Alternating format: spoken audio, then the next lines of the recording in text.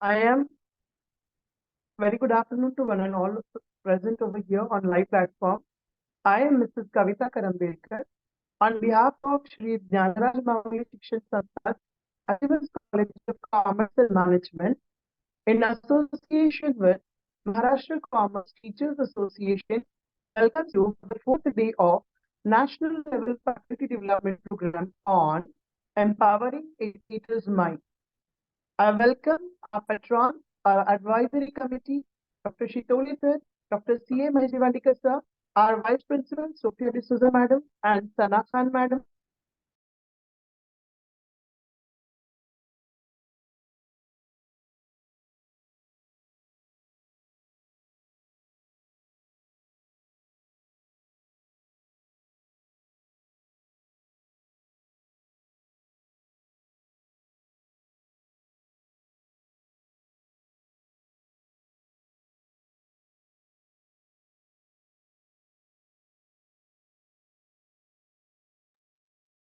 I think Kavita ma'am, you've gone mute.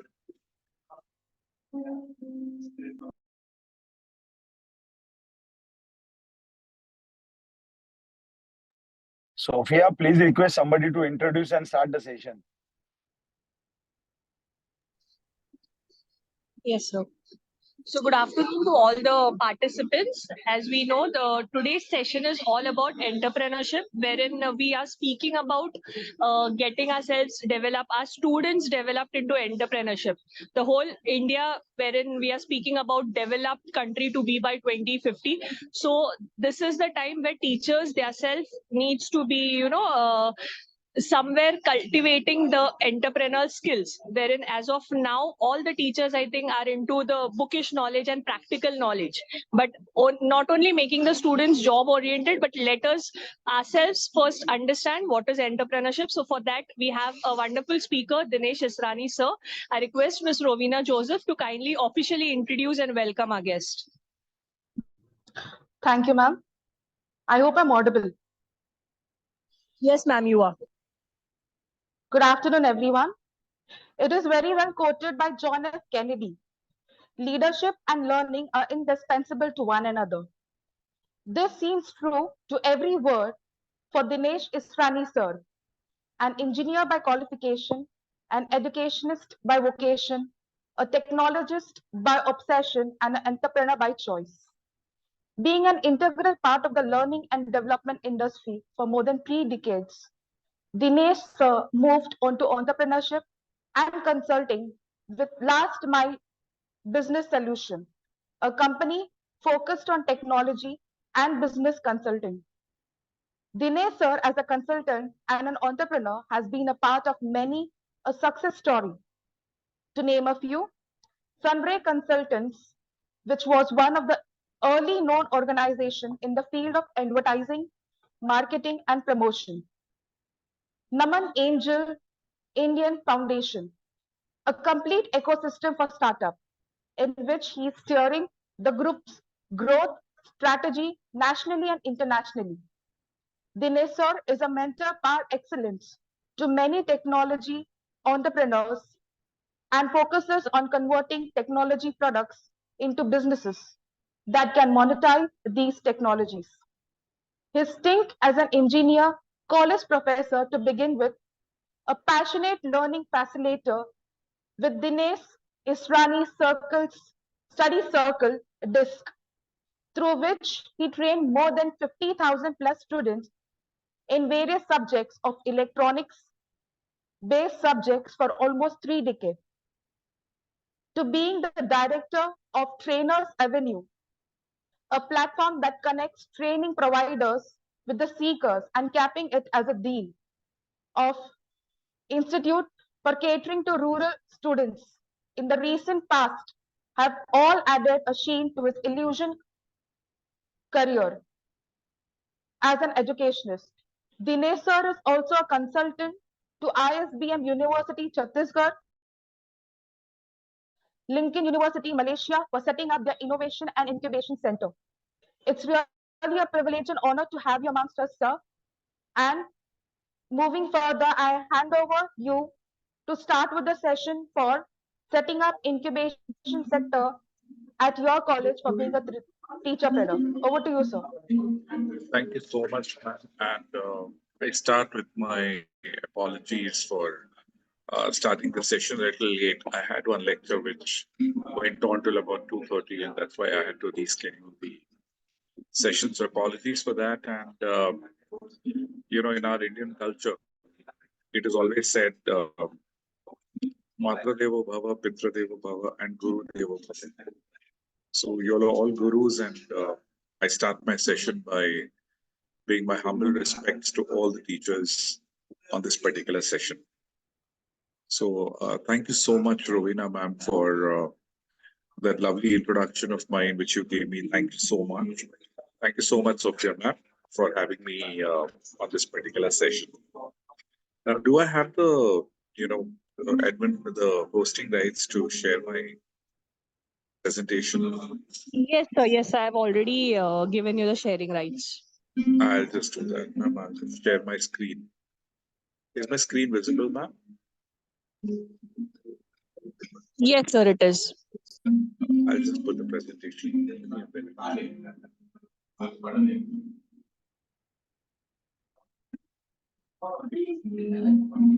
So,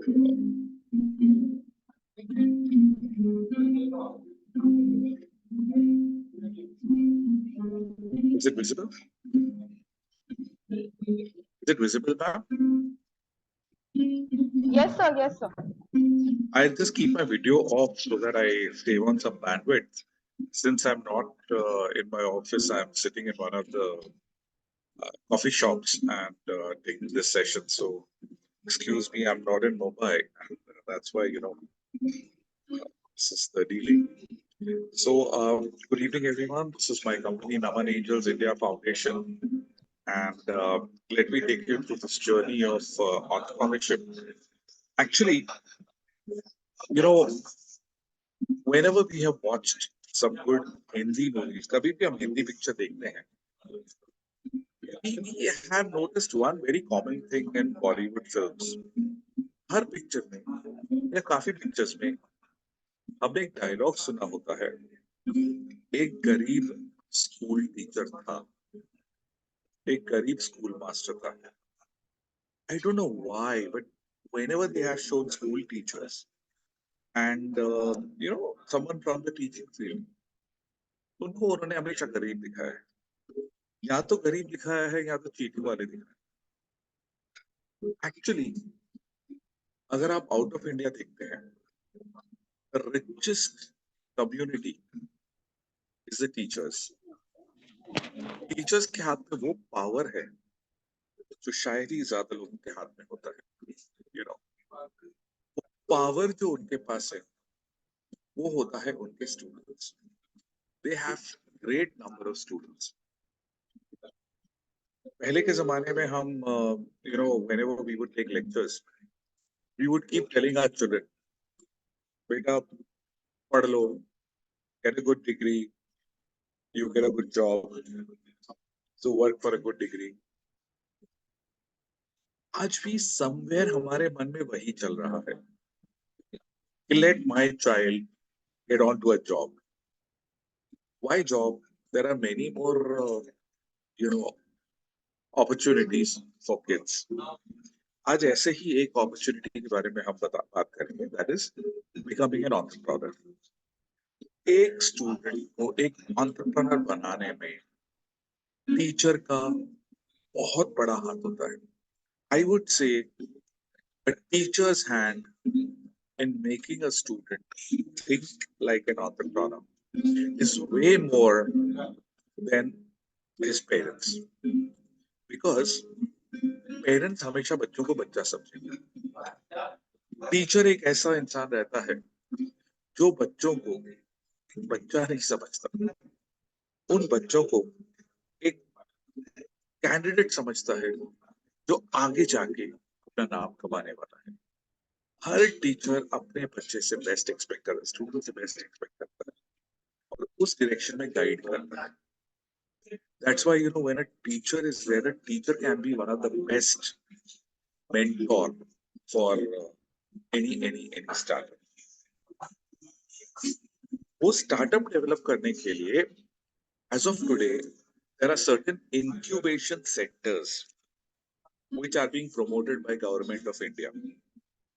पहले सिर्फ कुछ ही गिने चुने कॉलेजेस में हो रहा था, बट अब गवर्नमेंट कहती है कि practically every institute should have an incubation center. incubation center होता क्या है, लगता क्या है, और आप incubation center में क्या कर सकते हैं, is what my today's presentation is all about. तो जब हम incubation center की बात करते हैं,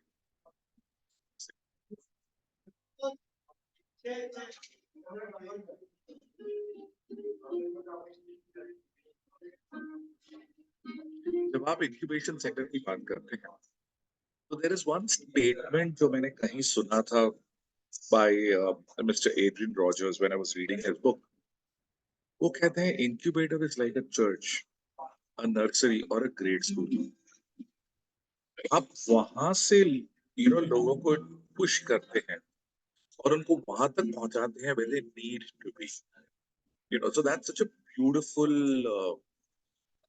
statement which I read about an incubation center. जब हम incubation center की बात करते हैं, incubation में होता क्या है? What does an incubation center actually include? Incubation center does not mean just a small room. Incubation center does not mean just a co-work space. Incubation center does not mean कि आप एक अच्छा छोटा office बना दें और उसमें incubation. Incubation is a process. उसमें बहुत सी चीजें. First and the most important thing is trainings. Incubation center is the key center where you can offer wonderful trainings. Trainings means skill trainings, entrepreneurship mindset trainings. जो हर जैसे कहते हैं ना soft skills and technical skills, वो सारी trainings incubator में दी जाती हैं. Then there is a research center. देखिए, आप कोई भी बिजनेस शुरू करते हैं तो there is a lot of research which is involved. Without research आप कोई भी स्टार्टअप नहीं शुरू कर सकते, आप कोई भी वेंचर शुरू नहीं कर सकते. So there has to be a very very good research center. अब रिसर्च हो गया, आपने ट्रेनिंग दी बच्चों को, आपने उनसे रिसर्च करवाया. अब रिसर्च होने के बाद उस प्रोडक्ट के ऊपर आपका बिजनेस डेवलप होना होता है. So that is what is commercialization. आप उस प्रोडक्ट को या सर्विस को कमर्शियलाइज कैसे करोगे, उस पर पैसे कैसे बनाओगे. If you are not able to make money on that particular thing, I feel that is useless. How would you actually make money out of that product? जब आप पैसे बनाते हो, तो how one startup can support another startup, second startup can support the third startup. जब startups एक दूसरे के साथ ग्रो होते हैं तो उनको एक कैटलिस्ट की जरूरत होती है. कैटलिस्ट क्या है? I will tell you. This is where the government comes in, to help the startups grow up. उस वक्त एक इंक्यूबेटर जन्म लेता है. इंक्यूबेटर वो होता है जहां स्टार्टअप्स आपके बनते रहते हैं, दैट इनफ्लो. एंड लास्ट में what we need is a good amount of fund. Am I reaching out to you? Am I audible? Am I clear? Yes, please. आप मेरी बात सुन पा रहे हैं? Yes, sir. Yes, In sir. fact, मेरा request है to all the participants who are listening. You want to interact with me at any point of time, please feel free and interact. You have a question, please feel free and speak. वरना क्या है, ये session पूरा वाकई होता जाएगा. तो जब आप इंक्यूबेटर को देखते हैं तो इंक्यूबेटर एक्चुअल बेसिक रेसिपी क्या है, आपका इंक्यूबेटर लगता कैसा है और इंक्यूबेटर होता क्या है. सबसे पहले लेट अस अंडरस्टैंड कि स्टार्टअप कौन से तरह के होते हैं. We need to understand. Okay, startups are generally classified as alpha, beta and gamma startups. बहुत बार आपके पास स्टूडेंट्स आएंगे, स्टूडेंट्स कहेंगे सर ये हमारी आइडिया है, इस आइडिया के ऊपर हमें बिजनेस शुरू करना है. हम क्या करते हैं, आइडिया ठीक ठाक है, उसमें कुछ ग्रेट नहीं है, हम उस बच्चे को कह देते हैं ये आइडिया बेकार है, it will not work. That's not what we should do. Every idea is a good idea. Every idea is a potential idea. उस आइडिया को कमर्शियल बनाना वो हमारे हाथ में होता है. And that is precisely what an incubator does.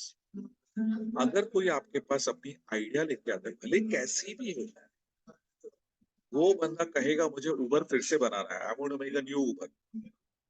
There is lot of scope for that also. Let him come. We should modify, we should find out what is the gap.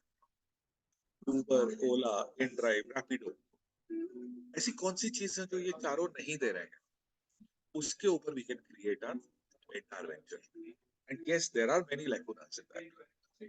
So अगर कोई हमारे पास अपनी idea लेके आता है, उस startup को हम कहते हैं alpha startup. That is what is categorized as alpha startup. एक बच्चा आपके पास आइडिया लेके आया, तो what an incubator should do is take that child, polish his idea, commercialize his idea, help him launch his business, and let him take it forward. यहाँ पर teachers का बहुत इंपॉर्टेंट रोल होता है. When these kids come to you, because वो सबसे पहले अपने टीचर के पास जाते हैं आइडिया लेके. एक चीज हमेशा याद रखिए, students will never go to their parents with an idea, because parents कभी उनको सपोर्ट नहीं करेंगे. इसलिए हर स्टूडेंट साइकोलॉजिकली बिजनेस आइडिया होता है, वो बिजनेस आइडिया लेके टीचर्स के पास आता है. That's the time when every teacher can understand that idea, work on that idea, motivate the kids, polish the idea, and that teacher can become a mentor to that particular student. और एक बात मेरी याद रखिए, मैं सिंधी हूँ, कोई भी सिंधी कुछ भी चीज फुकट में नहीं करता. For every teacher there is an incentive.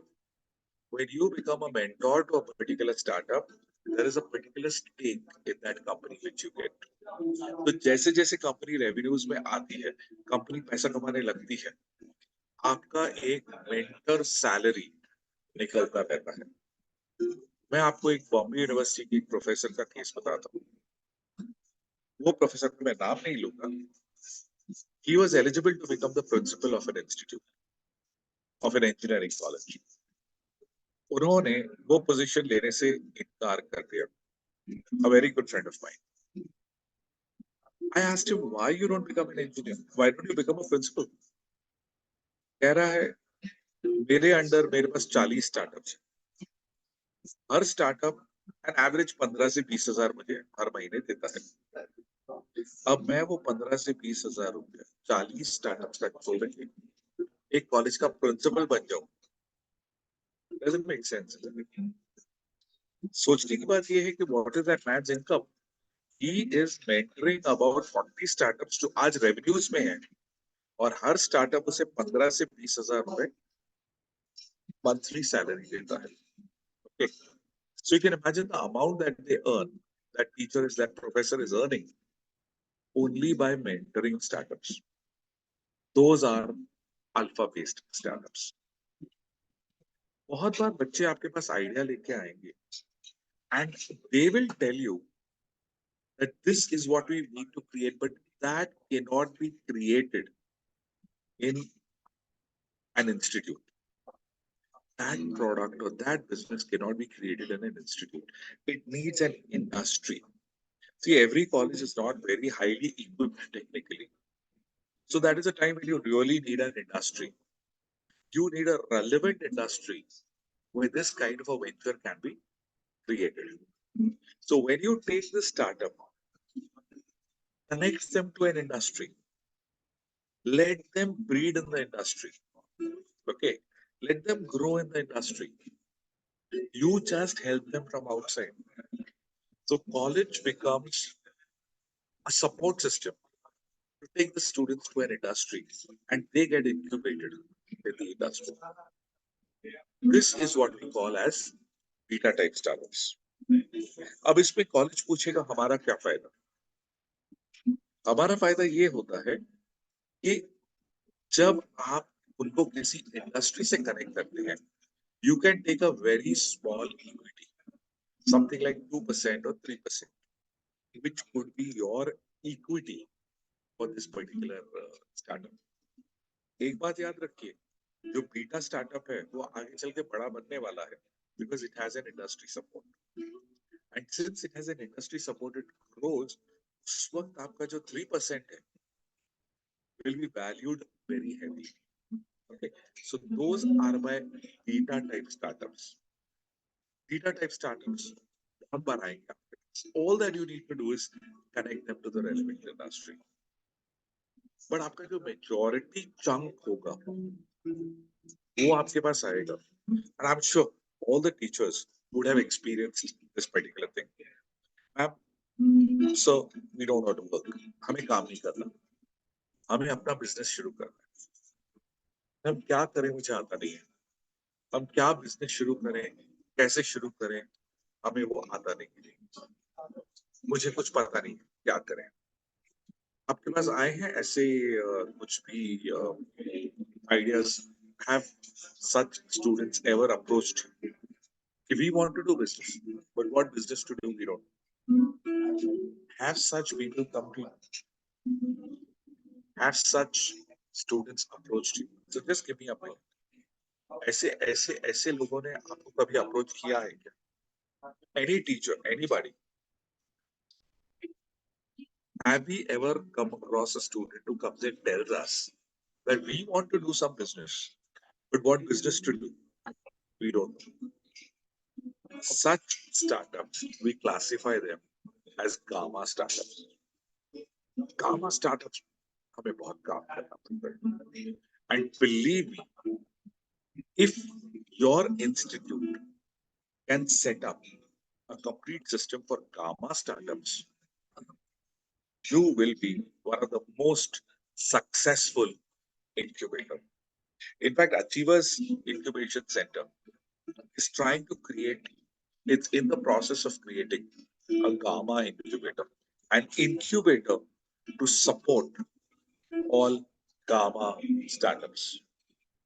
Gamma startups हैं जिसमें मैंने बताया students आपके पास आके कहते हैं कि we don't know how to, what business should we do, but we want to do business. We are very clear we don't want to do a job. How do you help them? In that case, what we need to do is bring the ideas from the industry, bring the projects from the industry, get them done by the students, let them create a solution to those products. And when that product is created, we weave a startup around that particular product. What is the process? I will just show you. उसका वो process कुछ ऐसे होता है. आप अगर ये flow chart देखते हैं आपके सामने,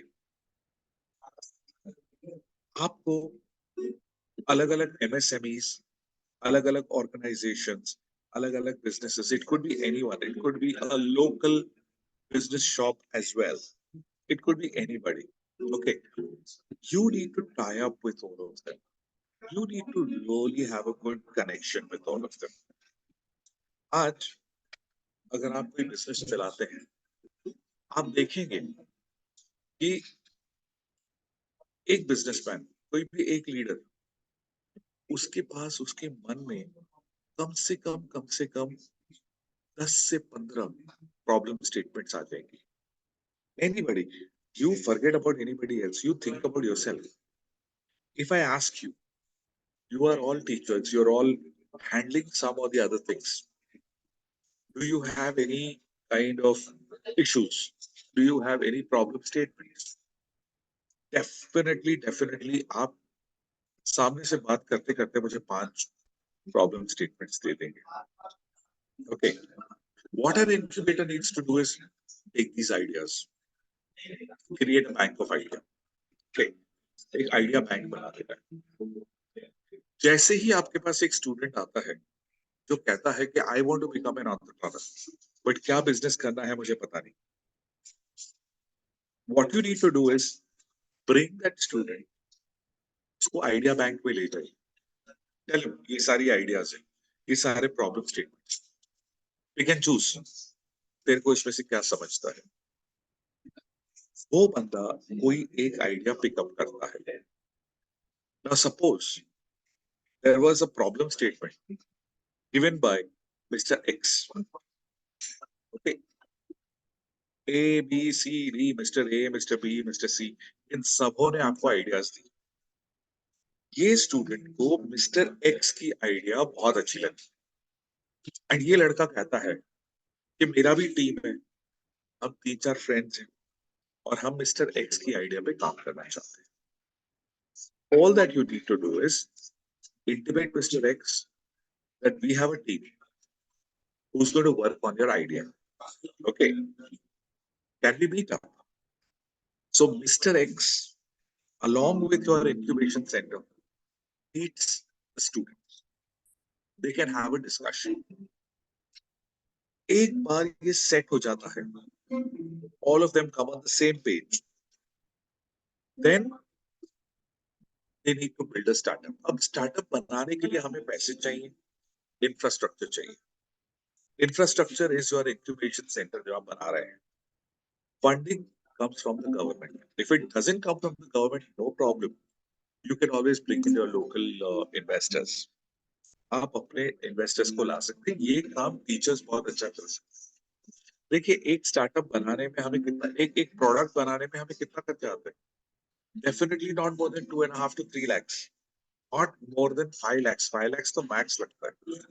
Okay, you can always bring in an investor who will put in 5 lakhs.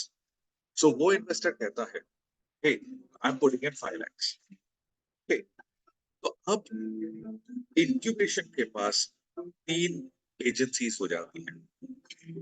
एक है मिस्टर एक्स जिन्होंने आइडिया दी, एक है इन्वेस्टर जो इसमें पैसे डाल रहा है, और एक है टीम जो इस पे काम करेगी।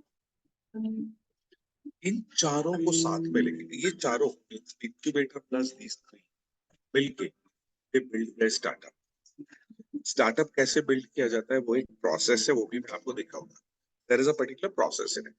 ओके, स्टार्टअप्स वो स्टार्टअप बनाते हैं। They give about 5 to 6 months to build that product. Now, जब वो प्रोडक्ट बन रहा है उसमें 2 ऑप्शंस हो सकते हैं, या तो प्रोडक्ट चलेगा या तो नहीं चलेगा। Idea will culminate to a solution or it will not. If it culminates to a solution, okay, that means I have a good product. I am going to create that product, spin it off into a company, create a team, take it off as a startup को grow करके हम उसमें से exit हो जाते हैं। अगर वो नहीं काम किया, no problem, trash the idea, move on to the next idea. Okay, this is what a gamma incubator looks like, and this is what every institute is expected to create. इससे क्या है, आपका सारा टीम बन जाता है, आपका सारा टीम जुड़ जाता है, इंडस्ट्री जुड़ जाती है। ओके, इंडस्ट्री की पावर आइडियाज आती हैं, जो रिसर्च आप कैंपस में कर सकते हैं। रिसर्च को हेड कौन करेगा? That can be headed by the teachers. अब मेरा प्रोडक्ट बन गया, ये 2 चीजें हो सकती हैं। हम स्टार्टअप बना दिए। बहुत बार क्या होता है, स्टूडेंट्स बोलते हैं कि सर हमने आपके लिए प्रोडक्ट तो बना दिया, but now we don't want to run it as a startup. We don't mind giving you the product because we have to go to US for further studies. No problem. You give me the product. मैं इस product को क्या करूंगा?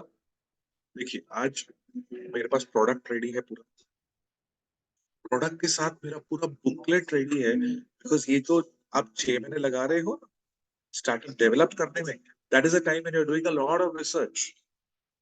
So you have your business plan, market plan, research plan, everything ready. Means you are ready to just launch the product in the market. Okay. What you will do? Keep the prototype and the research booklet on the shelf. Okay, keep it on the shelf. अगर ये business problem statement industry से आया है, definitely industry को इस product की जरूरत है. अब ये prototype उस industry को बेच दीजिए.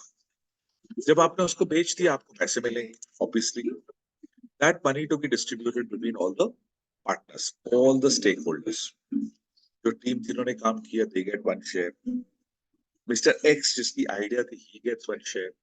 And of course, अगर कोई investor है, he also gets one share. And of course, not to forget, the main ringmaster, incubator, that also gets a good share. Okay. This is one of the most successful process for creating an incubation center. And this is the incubation center which we propose that every institute should have. जब हम ऐसा incubator set करेंगे, that is when industry academia connect will become more and more close. Okay, आज जो हम कहते हैं ना, we are disconnected from the industry. This is what is going to take me closer to the industry. This is what industry will bring to your institute. अब सवाल आता है, am I reaching to you? I mean, are you all getting me? Anybody, any questions here? Please interact. I'll be more than happy, to interact with you. मुझे लगेगा मेरी आवाज आप तक आ रही है, वरना मुझे ऐसा लग रहा है कि मैं अकेले ही बोल रहा हूँ. रेस्टोरेंट में मुझे आसपास के लोग ध्यान से देख रहे हैं, कैफे शॉप में हंस रहे हैं मुझ पे, कह रहे हैं ये आदमी अकेले अपने आपसे बात किए जा रहे हैं. Am I reaching out to you, sir? Everybody. Yes. Thank you so much. So let's move further and understand startup build करने के steps क्या है? What are the steps involved? There are basically 4 areas. One is development, second is technology, third is understanding market, and last is getting into the production system and creating a full-fledged manufacturing setup. Okay. सबसे पहले आता है knowledge hub. Okay. जैसे ही आपकी team ready हो जाती है, सबसे पहले उसे हम भेज देते हैं इन knowledge hub. Knowledge hub में क्या होता है? We sensitize the people to the idea. उस आइडिया पे बहुत क्लोज डिस्कशन होता है. उसमें से पता चलता है कि जो टीम है जो काम कर रही है, is that team technically sound to bring out that particular product? If not, we need to give them technology training. Is that venture being supported by the government? What are the government policies? ऐसा तो नहीं है कि आपकी idea जो है वो government आपको कभी इम्प्लीमेंट करने नहीं देगा. So we need to understand government policies. And then of course we need to get our teams career aligned so that their career is eventually enhanced. जब आप ये पूरा एक सिस्टमैटिक अप्रोच से टीम को पार करते हैं, उसमें से मुझे 2 चीजें मिलती है. एक मिलता है team which is ready to get into innovation. Innovation नहीं भी किया तो एटलीस्ट उस रेलेवेंट इंडस्ट्री का you get the workforce ready. For example, हम EV की बात करें तो अगर मुझे EV में कोई नया प्रोडक्ट लाना है, इलेक्ट्रिकल व्हीकल में कोई नया प्रोडक्ट लाना है, I have given them technical training, I have taught them government policies, I have aligned his career. He is a good workforce who's skilled to work in that relevant industry. So if he doesn't want to get into innovation, he doesn't want to become a startup, at least he has made a career for himself. At least he's now ready to get into the industry. So we have these 2 advantages from the knowledge hub. So first thing is we put them in the knowledge hub. Knowledge hub के बाद देखा जाता है where they fit in. उसके बाद next आता है, अब तो हमने उनको technical support area, technical teaching दे दी. अब नेक्स्ट आता है डिजाइन एंड डेवलपमेंट. यहाँ पर हम उनकी आइडिया को पॉलिश करते हैं, उसकी आइडिया को प्रैक्टिकल करते हैं. Now we cover the practical aspect. Ki, if this is an idea, how do I convert this idea to business? सबसे पहले देखते हैं कि इस प्रोडक्ट की जरूरत है क्या, कस्टमर की तकलीफें क्या है, और कैसे मेरा ये जो प्रॉब्लम स्टेटमेंट है उनको वो सोल्यूशन देगा, मेरा कंपटीशन क्या है, गवर्नमेंट के रूल्स क्या है, मार्केट क्या कहता है, पूरी पूरी पूरी स्टडी करके यहाँ पर हमारी जो आइडिया दी गई थी बाय मिस्टर एक्स, वो आइडिया पॉलिश हो जाती है and we have got a complete product concept which is ready. इधर आके डिसीजन हो जाता है कि वो स्टार्टअप प्रैक्टिकली चलेगा कि हमें फिर आइडियाज रिफाइन करनी पड़ेगी। यहाँ से हम तब तक आगे नहीं जाते till my idea is not properly refined. जब मेरा प्रोडक्ट आइडिया प्रॉपरली रिफाइन होता है, that is when we create a concept kit and then only I can move out from here. Okay. अब आ जाते हैं हम रिसर्च। चलो हमने आइडिया देख लिया, ये प्रैक्टिकल है, प्रैक्टिकल है तो इस पे नंबर्स पे काम किया जाए। We come into creating a complete business plan with numbers. Okay. इस स्टेज का जो आउटपुट होता है is when you get a complete market research report. Complete market research report. कि अगर हम ये बिजनेस करेंगे तो इतने टाइम के बाद this is what we can do. This is how we can make money. These will be my revenue streams. But ये revenue streams लाने के लिए इतना मेरा खर्चा है, आज मेरे पास इतने पैसे हैं, मुझे इतना फंड लेना है। Okay. All that is what is done in this research. तो यहाँ पर आके हमारा रिफाइनिंग बहुत ज्यादा हो जाता है to a startup. Of course, in सब स्टेज के बाद we get into the actual accounting. Okay. कितने पैसे लगेंगे, क्या लगेंगे, then we really work on the number crunching. Total number crunching is done here. We get the entire business case ready, and after that we get into creation of the product, the prototype. ये stage के बाद मेरा product develop हो जाता है। My product is now ready to be launched in the market. At this point, a decision is taken कि उसका हमें उसका हमें प्रोडक्ट बनाना है या उसको बेच देना है। ये स्टेज पे आके we take a decision. Of course, decision लिया कि ये प्रोडक्ट बनाना है, then we get into the production process.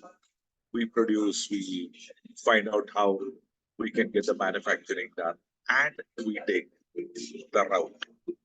अब अगर आपने ये सारे steps समझे हैं, do you realize the importance of any teacher? Any teacher is hand-holding the student. All the teachers are hand-holding the students and taking them through this particular journey till the product is made. Of course, उसके बाद में production आ जाता है. That is where you can have the industry experts to take the products forward. Okay. यहाँ पर आके you have a lot of different supports.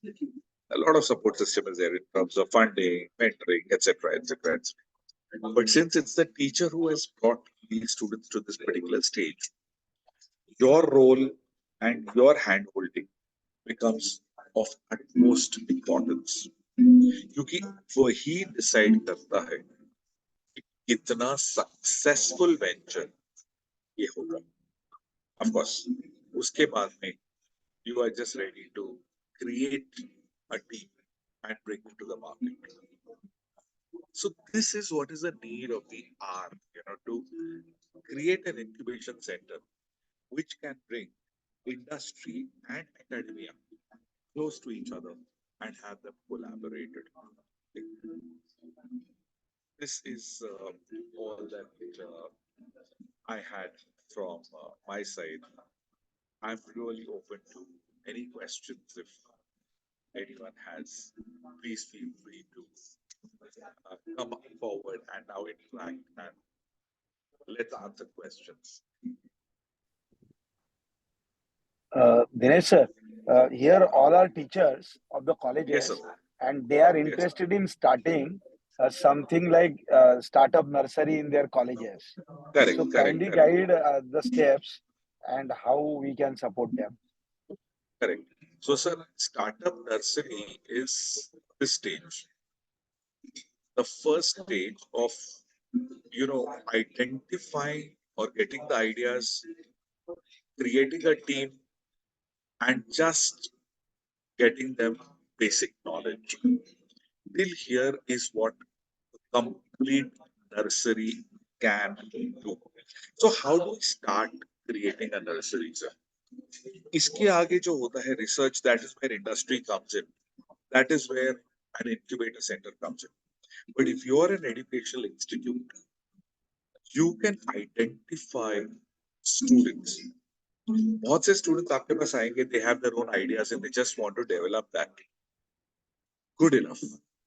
We take those ideas in the nursery that you have set up. What we do is we polish those ideas. We help them polish those ideas. Okay, we get them ready with their ideas and then take them through this particular process. So, in a nursery, first point is identifying a kind of startup, alpha, beta, gamma. आपने alpha startup ढूंढा, very good. What that alpha startup can do is connect up with a main incubator. You may not have an incubation center, but you can be a nursery. Identify some good alpha startups who have their ideas, connect them to an incubation center. Incubation center gives them a roadmap. They come back to you, follow the roadmap, do their research, and are ready to now get into the incubation center. That is what an alpha startup can be done. Of course, when you want to tie up, you can definitely have a stake. You will have the basic pre-incubation stake, which is about 3 to 4%.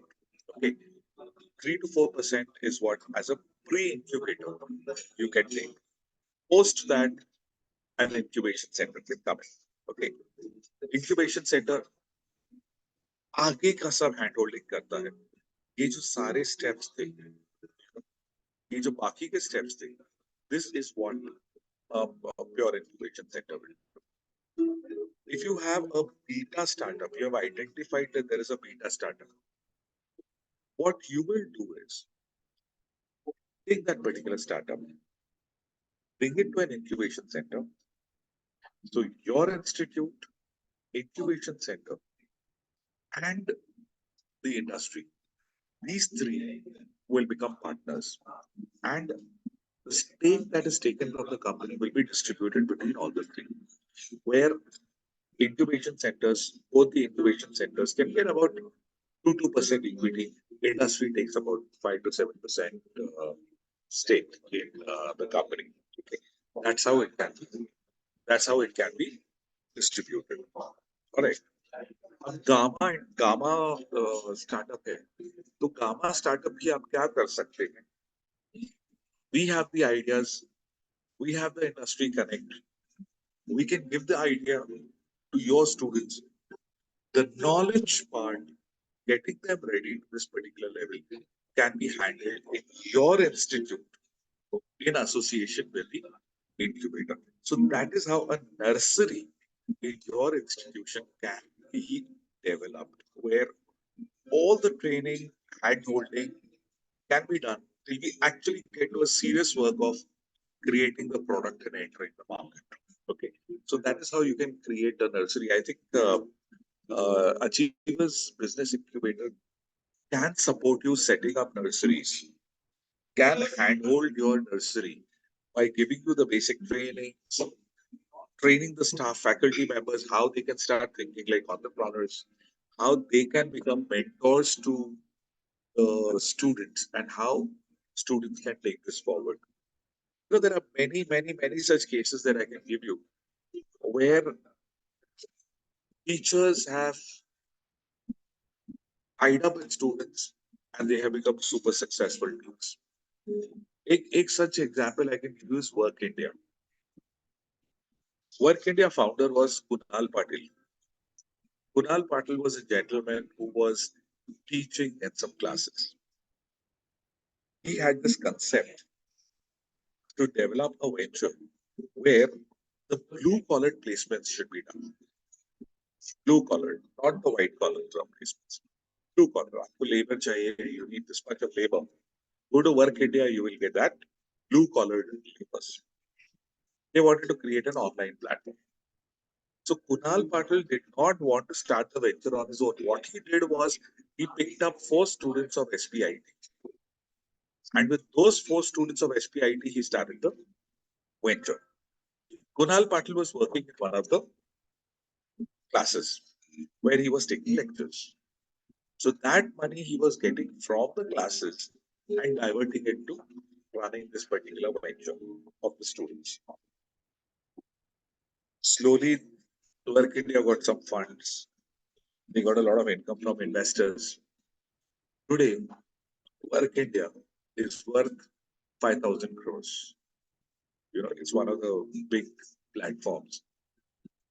They started in our incubator. They were incubated by me and Sardar Patel in Angadi. They started off with just 4-member team. Today they are a team of 715 people based out of Bangalore. So this is how the whole thing grows. Kunal Patil is one of the best examples I can give you. Was a teacher who's got converted to a very successful entrepreneur. But he's in the back end. He's not the face of the company. Face of the company are the students of SPIT who actually were the key people to join hands with him and take the company forward. So that is what a nursery can do to any institute. Yes, sir.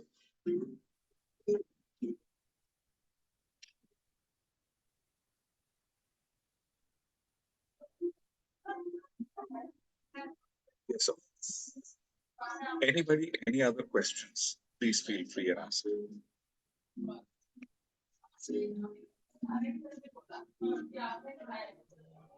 Dinesh, sir, So, yeah, there's a there's one question more from question. Ashwini, ma'am. Yeah. Yeah, Last I'll question. answer that. Yes, ma'am. Yes. So there are so many incubation centers and government policies.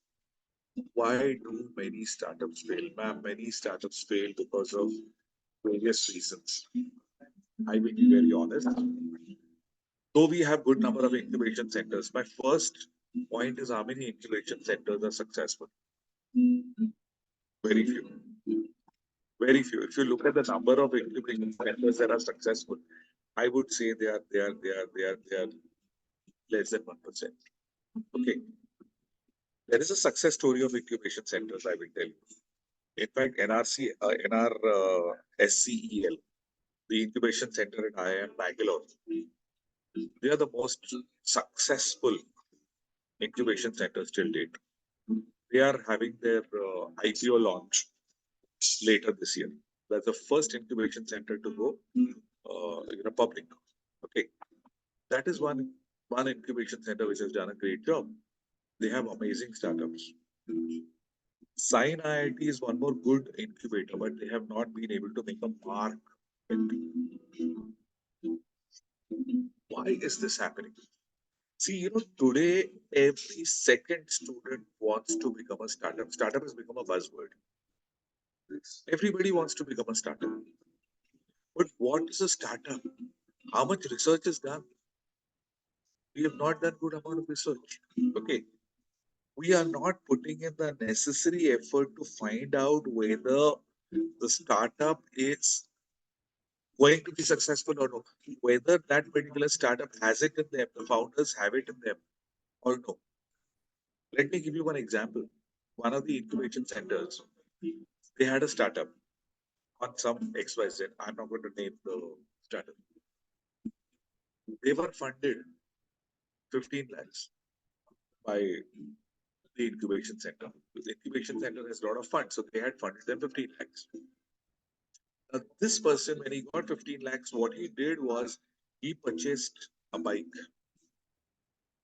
and he got the bullet. He bought a bullet, okay, which is worth about 1.5 lakh. He bought a MacBook Pro, another 1 lakh one. Okay, like this, he did a lot of expenses in buying equipment. As a result of which, in 6 months, he said, I have lost all my money. Now, when you have lost all your money and you don't have money to run a startup, obviously, you're going to shut down your business. That is precisely what this guy did. Shut down the business. Now, here, who's to be blamed? The startup is to be blamed or the incubator is to be blamed? I would blame the incubator. Because did the incubator do it due diligence before funding? Did the incubator keep a check on the money that was given to them? Where is it being used? No. Okay. So the money given to him was lost. Forget about the money being lost. Later on, the incubator had so much of soft corner for him. The incubator actually hired him as incubation manager to handle the balance amount of funds. What is going to happen in such a case? See, incubation center will be successful only and only if the institute teachers get motivated and they start connecting, they start conducting, or they start running the incubation center in association with the industry. They put a check on it. They don't look at incubation center as a burden. That's when an incubation center is going to be successful. Startup failure, for startup to be successful, there are two things which are required. I would say, and I'll be very blunt with it. There has to be Josh and there has to be Hosh. Today, all the youngsters have Josh. They want to become startups because startups is a buzzword. Especially with the Shark Tanks. Everyone wants to come and pitch in front of investors. But do they have the Hosh? We have so many people who are coming to us. See, Aman Angels India Foundation is a funding platform. Every day we are getting loads of pitch decks. Okay. We get people who come up with the most beautiful presentation and say that we want this much money. This is what I will tell you happened about 2 days back, where we get one startup who comes with a beautiful presentation and is asking me for $1 million. The requirement is straight away simple, $1 million. I said, you need $1 million. First, you tell me how much money have you put in. They have not put any money of their own. Okay. I asked them, what is your skin in the game? आप खुद के पैसे नहीं डाल रहे हो, आप खुद से ₹1 नहीं डाल रहे हो, आप चाहते हो कि हम बाहर से पैसे लें, and we give you that money. Okay, we give you money and you'll play with my money. What is the guarantee it will be successful? 100% is going to be a failure. I will not put money in. They felt so bad. They went and approached Mumbai angels. They have gone to I don't know how many angel networks. Now what happens is, अब एक angel network छोड़ के दूसरे के पास जाए, दूसरे के बाद दूसरे के पास जाए, ये आइडिया तो पब्लिक मिल जाती है. It's diluted. Okay. So if Indian startups are failing, it is basically and purely because of due diligence. See, we have always copied the West. वो जो US करता है हम वही करते हैं. We do all these things without using our brains. Ma'am US में कभी कोई स्टार्टअप शुरू करता है, so they don't do any manufacturing. वहाँ मैन्युफैक्चरिंग नहीं होती है. वहाँ का पूरा manufacturing is outsource to India और चाइना. ओके, वो सारा मैन्युफैक्चरिंग आउटसोर्स करते हैं. वहाँ पे सिर्फ ब्रांडिंग होती है और बिजनेस प्लान बनता है. Right. For branding and business plan you need money. Manufacturing, you don't need money. Manufacturing is outsourced. Okay. To outsource and give them the project is what they keep looking for funds. So what happened in Silicon Valley, what happened with the Bay Area was startup hai, first thing they'll ask for money. But in India, that's not the case, no? In India, you have to look after manufacturing. You have to look after everything. Right? I cannot outsource my manufacturing. It has to be done in-house. तो मुझे वो सब calculate करके बाद में funds मांगने होंगे. Okay. Then the mentality. अरे आज मुझे ये पैसा मिला है, expected of. Alright. That is why our startups don't succeed. मैंने जो मॉडल आपको दिखाया था, उसमें अगर आपने देखा very clearly, I have made the person who has given the idea as his partner. Because when Mr. X was given an idea, enters the startup, वो होश रहता है. तो इधर जोश रहता है बच्चों का, इधर होश रहता है. Money spent will be proper. Startup created will be proper. Similar ratio. Yes. So yes, you have very rightly said that a lot of due diligence needs to be done. Ashwini ma'am. Yeah. Shark Tank is a grace, yes, but then my question is, how many people from Shark Tank are actually funded? Please do a research. How many people have actually received money? None of them. Till date, not even one. Okay. So that is a problem. Yeah, we are open to many more questions. I hope I have been able to answer your question, Ashwini ma'am.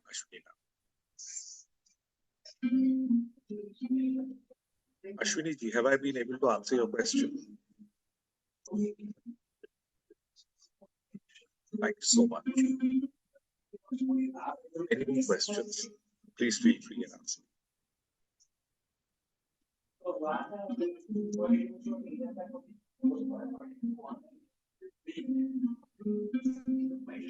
Sophia madam, if there are no questions, let's proceed. Hello. So I'll take charge. Yeah. So thank you, sir. Thank you, Dinesh, sir, for sharing your insight. It was really a wonderful time having with you. Thank you so much. I think we have done with the question and answer session. Thank you once again, sir. Thank you, everyone. Thank you. To move further, I invite my colleague, Mr. Kumar Yadav, sir, to propose a formal vote of thanks. And then we'll move to the session. Thank you, sir. Thank you, Ravina madam. A warm good afternoon to one and all. It gives me an immense pleasure. Thanks for this session. On behalf of Maharashtra Commerce Teachers Association and Achievers College of Commerce and Management, I would like to convey my heartfelt gratitude to our SDP patrons, Dr. B.B. Taiwadi sir and Dr. T.A. Tiwari sir, and all the members of advisory committee for their constant support and guidance. I would also like to express my sincere thanks to today's resource person, Professor Dinesh Israni sir, who takes time out of their busy schedule to beautifully instruct all of us on setting up of Incubation Center, College for Being Teacherprenuer. I would like to express my sincere appreciation to the FDP Director and Principal of Achievers College, Dr. C. A. Mahesh Dimandikar sir, and Vice Principals, Ms. Sophia D'Souza Madam and Ms. Sana Khan Madam for their timely guidance in successful organization of the session. I would like to extend my sincere thanks to all the participants for being a good audience. Once again, thank you very much. Thank you so much, sir. Thank you so much. Thank you, sir. Thank you, sir. Over to session coordinator.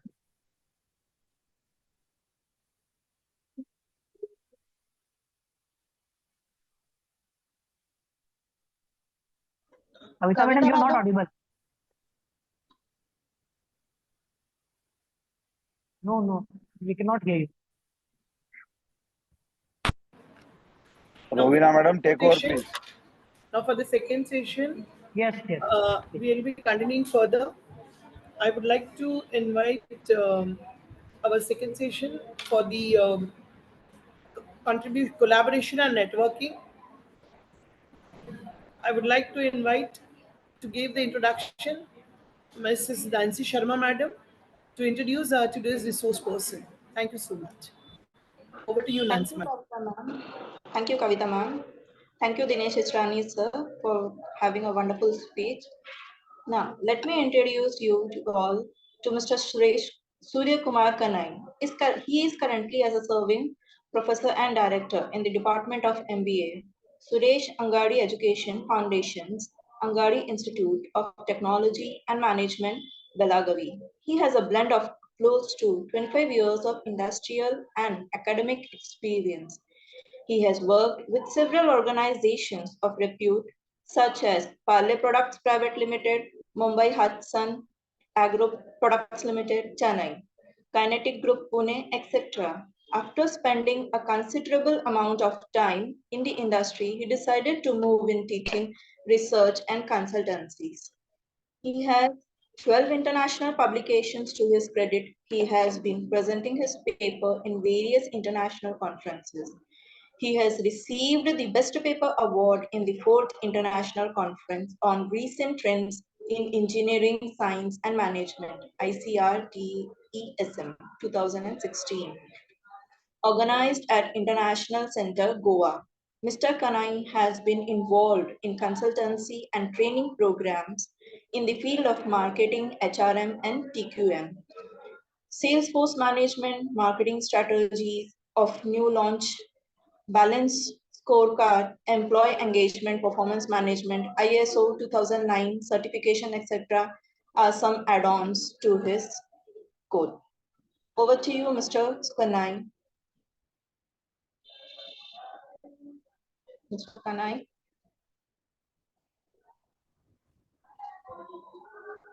Yes, very good evening, ladies and gentlemen. Good evening. Good evening, sir. Yes, I am audible to you all.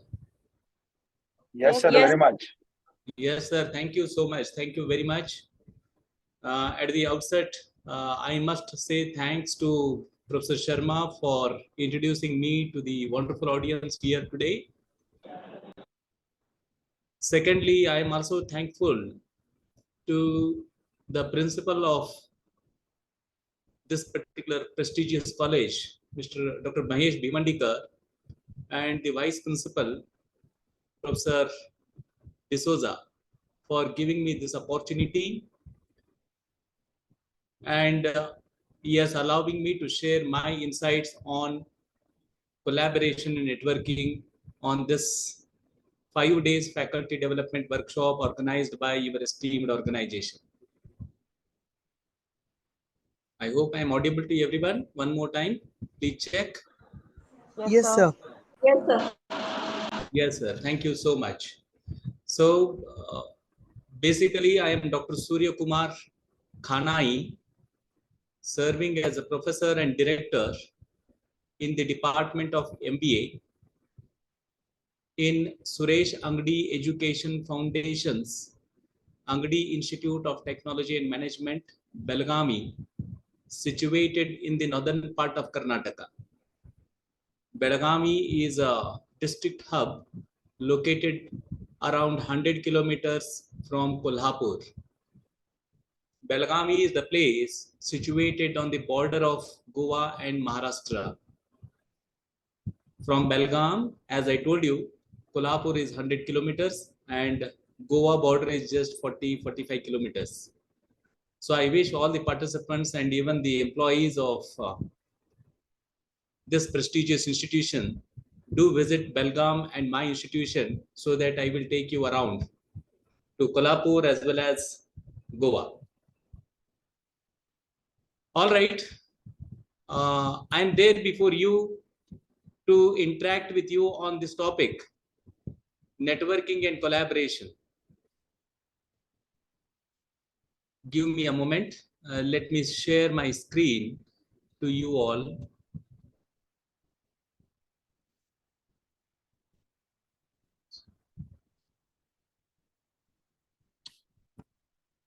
Yeah. Hope the slide is visible to everyone, dear colleagues. No, sir.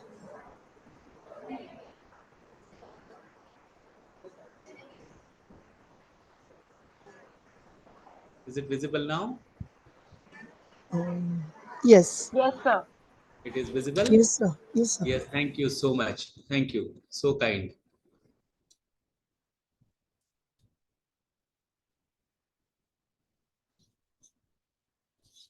All right, as I told you, it is really a great matter of pride to be associated with this particular workshop, 5 days faculty development program on the topic, Empowering Educators' Mind. Yes, it began on 20th of February 2024, and today is the 4th day, and tomorrow will be the last day of this FDP. This FDP is organized by Achievers College of Commerce and Management, located at Kalyan, Maharashtra.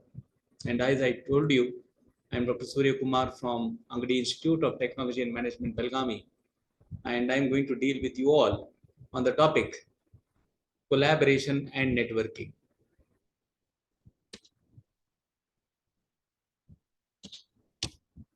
The contents of this presentation would be networking, rationale for networking, factors influencing networking, collaboration, rationale for collaboration, possible modes of collaboration in higher education, issues and challenges, the rise of collaborative networks, further issues and challenges.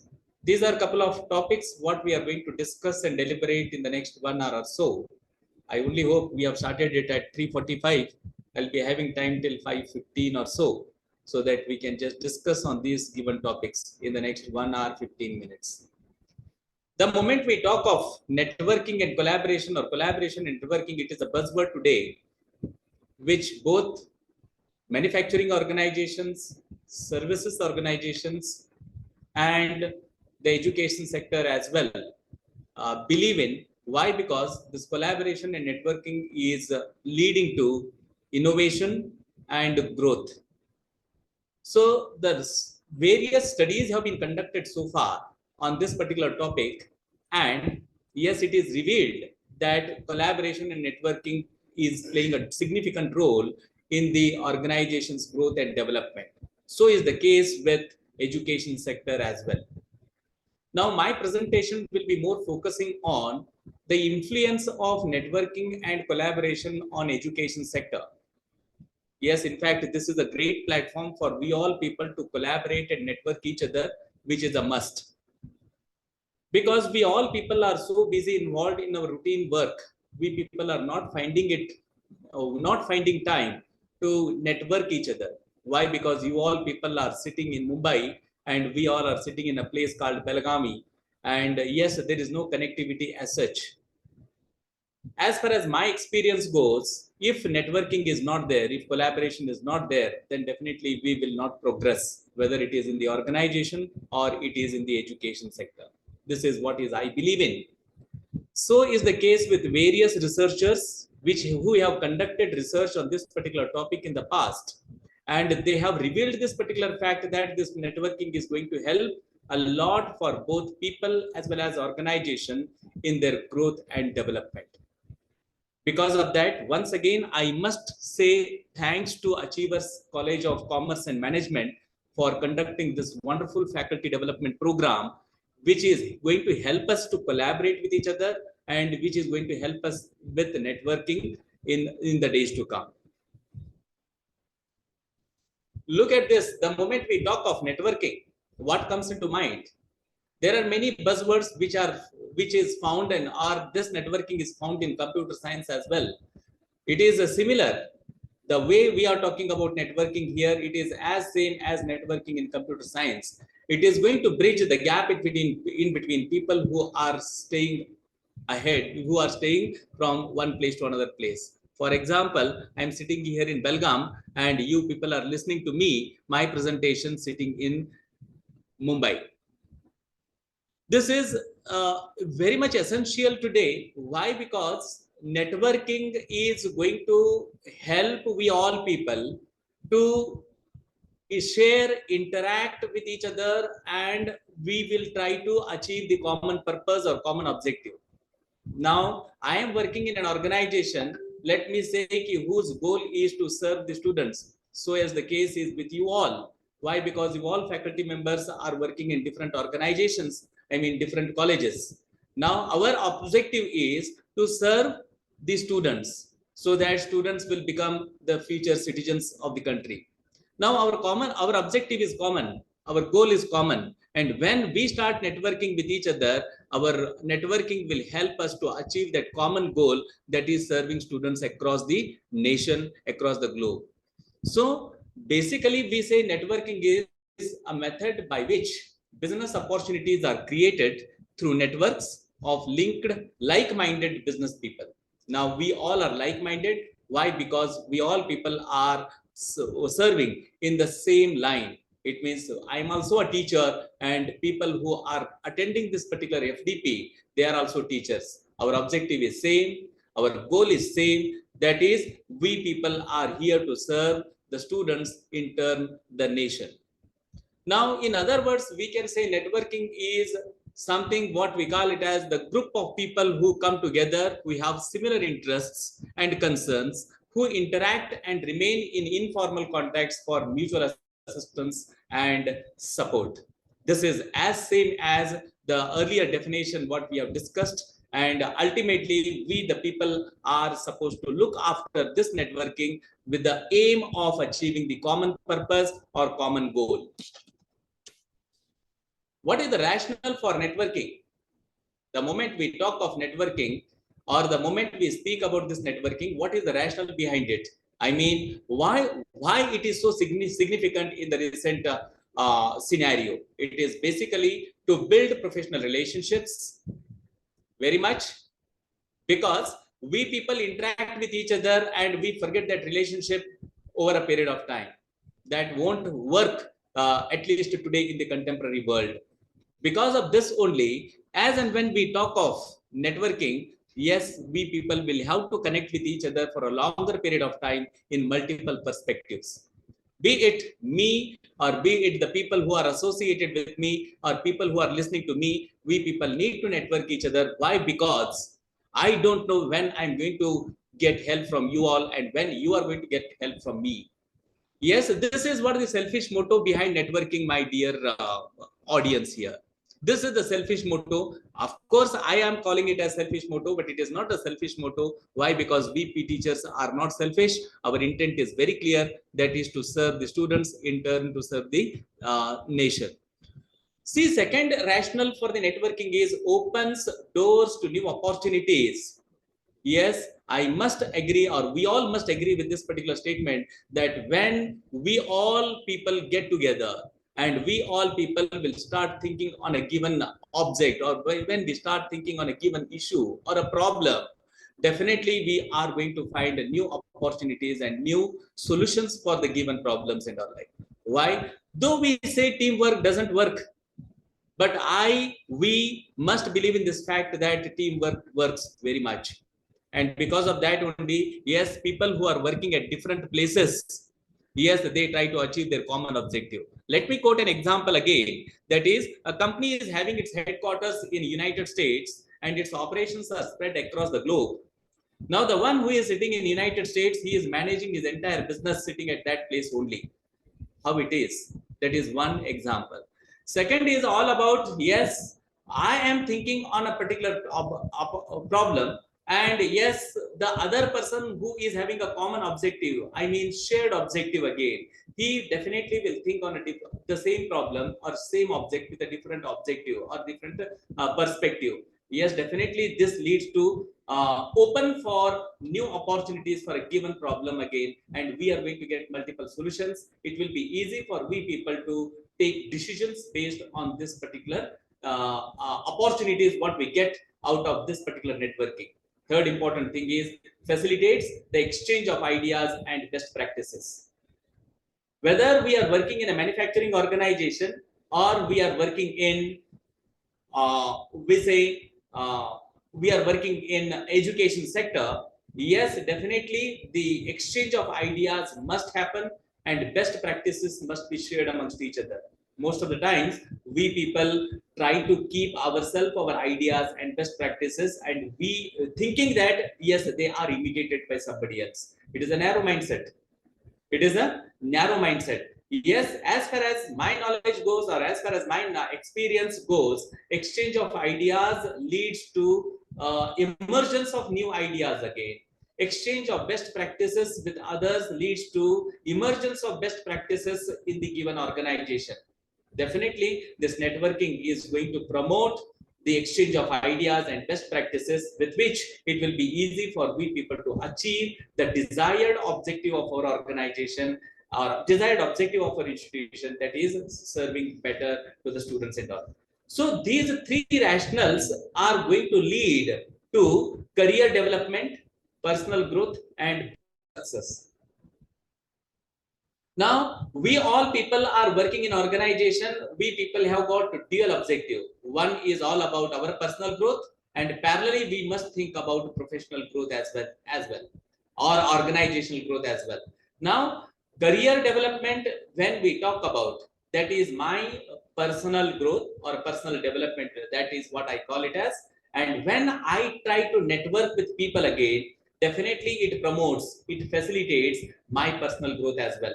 Why? It is because, yes, there are many areas and many avenues wherein I can network with people and I can exchange my ideas with them.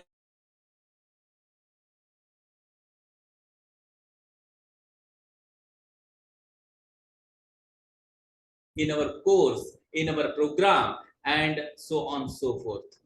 Yes, so because of that, when we are talking about personal growth, that is ensured only when networking is in practice. Basically, along with that personal growth, yes, maybe I am working as an assistant professor today. Yes, I have an ambition to grow in my grow in my career vertically, that is from lecturer to assistant professor to associate professor to professor, and so on. So that is possible only when I try to build a network with people and all, and I will try to exchange my ideas and best practices with them, and just we can just come out with these ideas and opportunities for our personal growth. Similarly, the above three rationale will lead to our business success. As I told you, business can be anything, whether it is manufacturing, whether it is services, whether it is retail, whether it is education. Yes, everywhere, yes, these above all three rationales are going to work and the business success will achieve. Now, there is a slight difference in between the organizations, what they produce and sell it in the market, and what we produce as a teachers and sell it in the market. There is a slight difference in between that. Yes, to talk about this, the business organizations who are producing goods or services, yes, ultimately their main objective is to make profit, whereas in educational institution, although we people are working in private unaided organizations, our objective is to make profit, but that is hidden somewhere. That is the hidden agenda behind our business. But basically our objective is to serve the students so that students can do better in their career and they can in turn serve in the nation as well. That is going to help us to grow both vertically and horizontally. So the first three, that is, they are rational for networking, be it build professional relationships, opens doors to new opportunities, facilitates the exchange of ideas and best practices, leading to career development, personal growth, and business success. What are those factors which influence networking? Okay, saying is very easy, but yes, networking is rather very difficult. Saying is very easy, but yes, practicing is little difficult in case of networking. This is the experience what it speaks again. Yes, we come across many people in our day-to-day life. We meet so many people in our own profession. We meet so many people in the profession of in a different professions and all. But to what extent we people are succeeding in building relations with those people for a longer period of time? It is the big question mark. Why? Because there are many things which come in between and which intervene or which create problems in building networking and all. So what are those? We all know that again. So, but yes, these are the three factors what I found are very, very important, which we need to understand to just build a strong network amongst our own selves, whether in the same profession or in a different profession. The first one is politeness, second one is reliability, and third one is genuine appreciation. Of course, the first one is politeness. Unfortunately, we people are coming out of this particular politeness. Why? Because everybody is Raja here, nobody is Praja here. Now we all people are acting like empires. There are no citizens, there are no people again. Yes, irrespective of qualification, experience, or knowledge, or attitude, or skill, whatever it is, we people are trying to act as if I know everything. I know everything, and what I try to do is I will try to justify each and everything whichever comes to me. Of late, we people have lost the habit of listening. Of late, we people are losing politeness. We people are not listening to the people politely. That leads to poor networking with people and all that. Yes, of course, I am double graduate. I am double PhD. I am put in 3+ decades of experience, so and so forth. But at the same time, I should not undermine my opponent. I should not underestimate my opposite person who is interacting with me. And I should not underestimate the person's potential who is interacting with me. Why? Because we don't know the other person with whom we are interacting with, what is his EQ and what is his IQ level. Right? So when we people are in the process of building networking, when we people are in the process of building relationship, that time the first important factor which we need to consider or which we need to keep in our mind is politeness. We people definitely exhibit that polite behavior in the process of networking or in the process of building relationships, what I say. Second one is reliability. Yes, how reliable I am. I mean, yes, how trustworthy I am. Trustworthiness I'm talking about. Most of the times we people are trying to bring in sort of things which are fictitious, which are beyond our imagination. And most of the times we people try to say something, portray something which is beyond our imagination again. Yes, that reliability or that trustworthiness, if we people lose, I think it will be a great difficulty for us to build relations, build networking amongst our own self. Whether we people are there in the teaching profession, whether we people are there in the manufacturing organization, or whether we people are there in the any other sectors, we people are working professionals, their reliability is very, very paramount. And with that, what we can do is we can be able to build trust amongst each other. Most of the times in building networking, what is the most deficiency what we find is that is trust deficiency.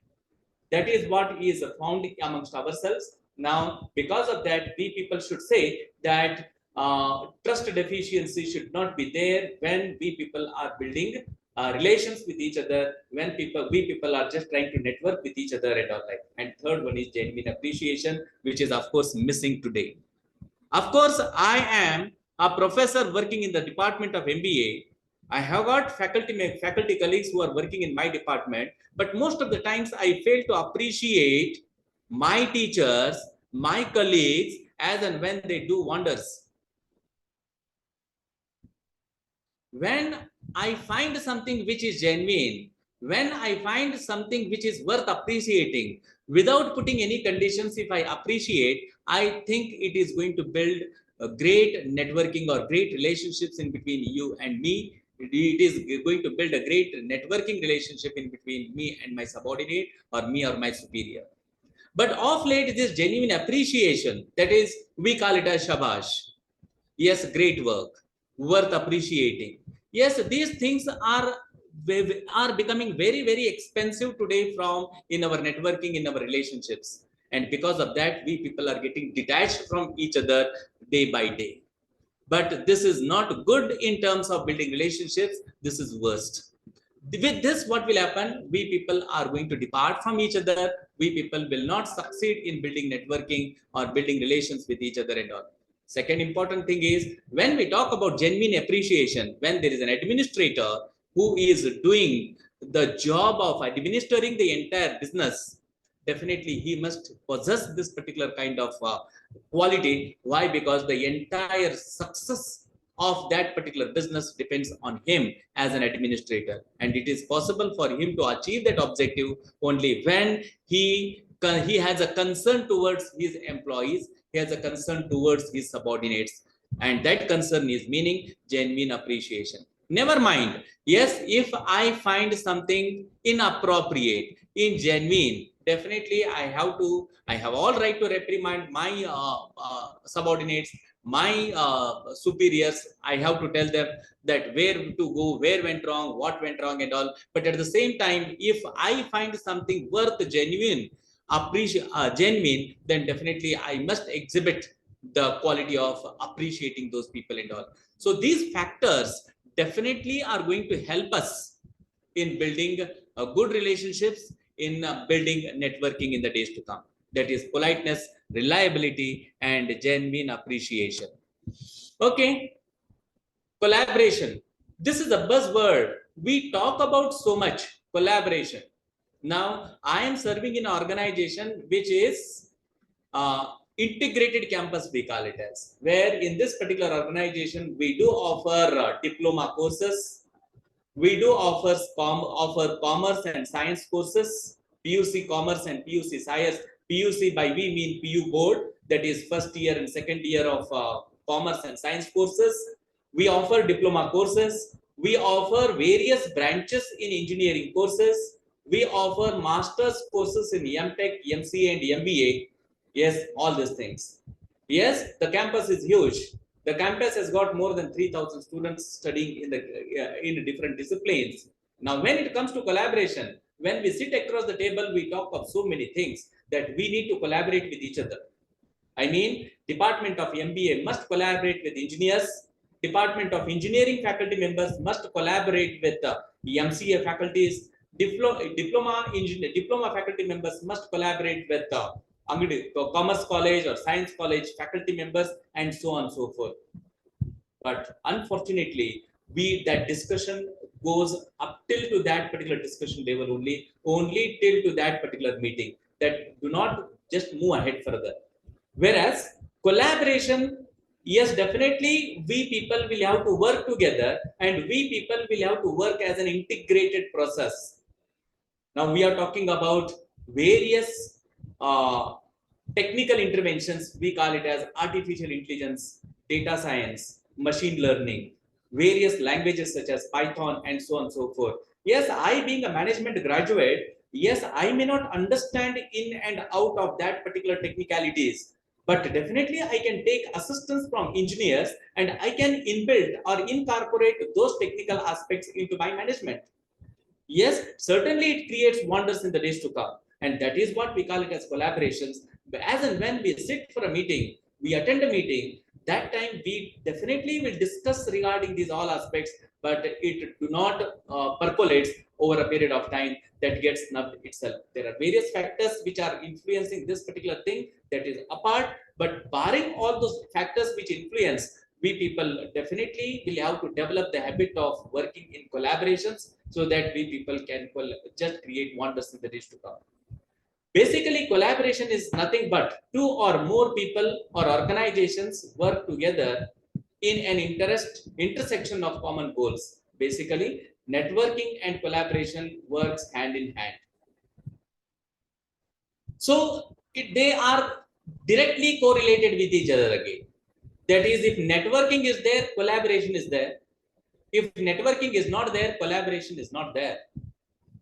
Why? Because for collaboration, we people definitely will have to have networking again. It is not, our networking should not be restricted to only my college. My networking should not be restricted to only my college. Yes, networking will have to spread across as much as possible, boundaryless. Yes, in fact, yes, I must believe in this particular fact that our networking should go beyond the boundaries of the given country, the given nation again, and we people should have to develop that networking again. So because of that, so we people will have to develop the networking in such a way that is going to help us to collaborate with each other and work. Recall the memory just 2 minutes before we were discussing something regarding trust in networking. Yes, if that trust deficiency is there in networking, then that networking will be fictitious. That networking will not last long. Whereas if the networking is there with the trust, then definitely collaboration is possible. And because of that, I would like to directly correlate networking with collaboration, where more networking lead to more collaboration and less networking leads to less collaboration.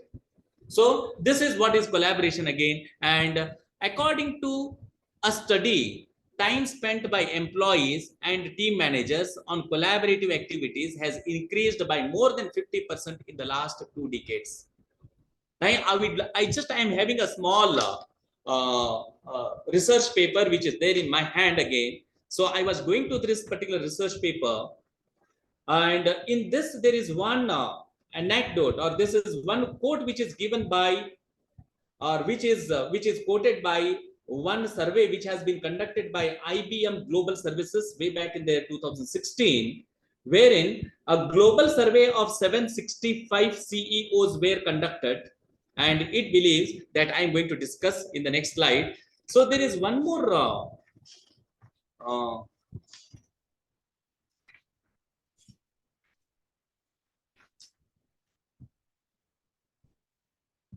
yes, there is one more quote which is stated in this research paper. It is said by Peter Drucker way back in the year June 2021. That is, you increasingly have to think through what relationships make the most sense. The customer is the most important relationship. Now, the modern management guru, Peter Drucker, way back in the year June 2001, he quoted this particular statement, and he also defined this particular statement during that time, that corporate will not have the same meaning over a period of time. Meaning, the term what we are talking about corporation today, it was not there earlier 2 decades before. Corporation was altogether different then, and corporation is altogether different today. It is only because of the complete transformation which has taken place in the corporation. I mean, whether it is domestic corporation or it is multinational corporation again. One of the reasons why there is a complete transformation which has taken place in the corporation is that is networking and collaboration, which was no more existing, or which was not existing way back in 2000 or 2000 before that. That is what Peter Drucker in one of his convention in the year 2001 said like that. So what are the rationale for collaboration? They are, the first one is demands of the knowledge economy and globalization. This is, yes, today the knowledge economy and globalization is increasing at a rampant speed, and there is exponential growth which is seen in the economies of the country again. And the globe has become a small village today. We all know that. Yes, there was a time in a small villages once upon a time, if somebody moves from their native place to a district place, people used to appreciate that person like anything. But today, people are going in the morning to Singapore or Malaysia, in the evening they are coming back. I need not to tell much about this. Why? Because you are the testimony. You people are staying in metropolitan city like Mumbai, the biggest commercial center in the world. You people are staying there. You know better than me. People travel from one place to another place, and they come back in the evening. And this is the testimony that globe has become a small village today. And yes, because of this, and because of the knowledge economy, collaboration is badly in need of today amongst the people. Second one is borderless education and internet explosion. Yes, very much. That is borderless education. Yes, people are talking about, yes, US, Germany, France, Australia, China, Japan for higher educations again, which was no more existing in a country like India. We people had all these education systems in India, but today people are looking beyond of this. And yes, definitely, if we have to offer something better than those educational institutions, then definitely we people need to collaborate. Talking about global education hubs like, yes, Harvard Business School, Buffalo, or such similar universities which are located in the world, yes, they do believe in collaboration, and because of that, they could see themselves growing. They could see the growth and development in their particular institution, and they are creating wonders in the knowledge economy. Of course, it is taking little time for we people in the growth and development of our knowledge economy, but we are also not lacking behind. On the other day, I think in the month of September, I was there in ESP Jain Institute of Management, in Mumbai. I was attending one conference there, and I happened to meet the director of ESPJIMR, and the same thing he was talking about, that he said we people will have to look after this particular thing beyond the boundaries. Like we people are there in the conventional setup so far. Yes, we people are neither affiliated to some universities or we are having autonomous status, and we people are following one another in the education system. But today the need of an hour is something beyond this. That is, yes, we people will have to look after our education system beyond that. Of course, NEP 2020 is making a seamless effort. They are just making an effort to bring up our education system to the next level. Parallelly, we, the teachers, also will have to share our hands, join the national education policy, so that our education system will go to the next level, so that we can stop our students going to other countries for higher education. Now we are talking about, yes, MS in India and MS in US, MBA in India and MBA in US, BSc or BCom in India and BCom honors in other countries. Yes, there is a huge demand for the courses which are offered by other nationals is much more ahead than that of us. Why? It is only because, yes, we people will have to start thinking out of the box, and that is possible only when we start networking with each other, we start working in collaboration with each other again, so that we can just have this particular issue of borderless education and internet explosion. Second one is internet explosion we are talking about. Now, you must admit this particular fact, saying that students are more intelligent than us. The good old concept of we teaching students within the classroom is no more existing. That is what I firmly believe in. I don't know whether other teachers, what is their opinion all about. But yes, there was a time when teacher used to carry a textbook in the classroom, and whatever is there in the textbook, teacher used to teach to the students, and students used to listen. But today, that scene is no more available. Why? Because students are much more ahead than us. Students are having all information on their fingertip. The moment they press this particular or put this finger on any electronic gadget, yes, they will have all the information available before them. They need not attend any classes as such. Then what is the need? Why we people we are existing then? If it continues, then the days will be very near that we are no more needed. Students will study of their own using these electronic gadgets, and students will start acquiring degrees. So because of this, what we people will have to do, we people will have to go beyond this classroom teaching, and we people will have to look after each and every course or program with a pragmatic approach. I could just try to narrate one particular story here from SPJIMR. That is, I must appeal the faculty members who are there in this particular group or in this particular faculty development program, as well as I must express this particular opinion to this Achievers Academy of Commerce and Management to do visit this SPJIMR once. Why? Because there are a lot of take-home points and they are of international standard. In that, one concept what I found is something called as the concept of Abhyudaya. It is meaning, yes, it is purely a CSR. What do they do? The moment the student takes admission for the first semester in SPJIMR for PGDM program, that student will be given the responsibility of choosing one star, that is one sitara, from one primary or secondary school, and that student will be there with that particular intern or that student till that student completes PGDM from SPJIMR. After 2 years, when the student completes PGDM from SPJIMR, that student is going to hand over that particular student, that Sitara, to the next batch, and he will move out. What is this? Yes, it is not only CSR again. There are a lot of learnings from it. Even students are going to learn many things out of it.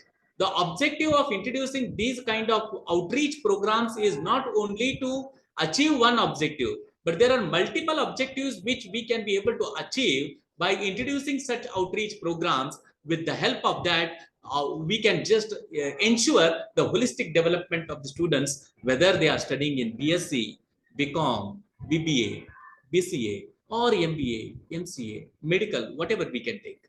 So second thing is about internet explosion. I'm talking about that we people are having that we all are tech savvy. We all are tech savvy, and internet is there at our own pace, and we people are using this internet on daily basis, and we have become the slaves of this internet today. So it is very easy for the student to extract all the needed information from the internet again. We need not to teach them. That is what is my belief. We need not to teach what is there in the subject. For example, if I teach the definition of marketing management which is given in the textbook, the question is why that student can't read that particular definition in the textbook? Why that student can't understand that particular definition from the textbook? Answer is yes, students are more and more smarter than me. Students are more smarter than us. Why? Because internet is there at their disposal today. Yes, you must candidly confess this particular fact. Why? Because you people are staying in a metropolitan cities like Mumbai. Your students are more and more exposed than our students who are staying in 2-tier or 3-tier B schools or 3-tier cities like Belgaum. So we people will have to change our soch. We people are required to change our thinking. How? That is, instead of we getting a textbook in the classroom and start teaching the students what is there given in the textbook, instead of that, we will try to adopt this networking and collaborative approaches and try to have such interaction. Let it be online.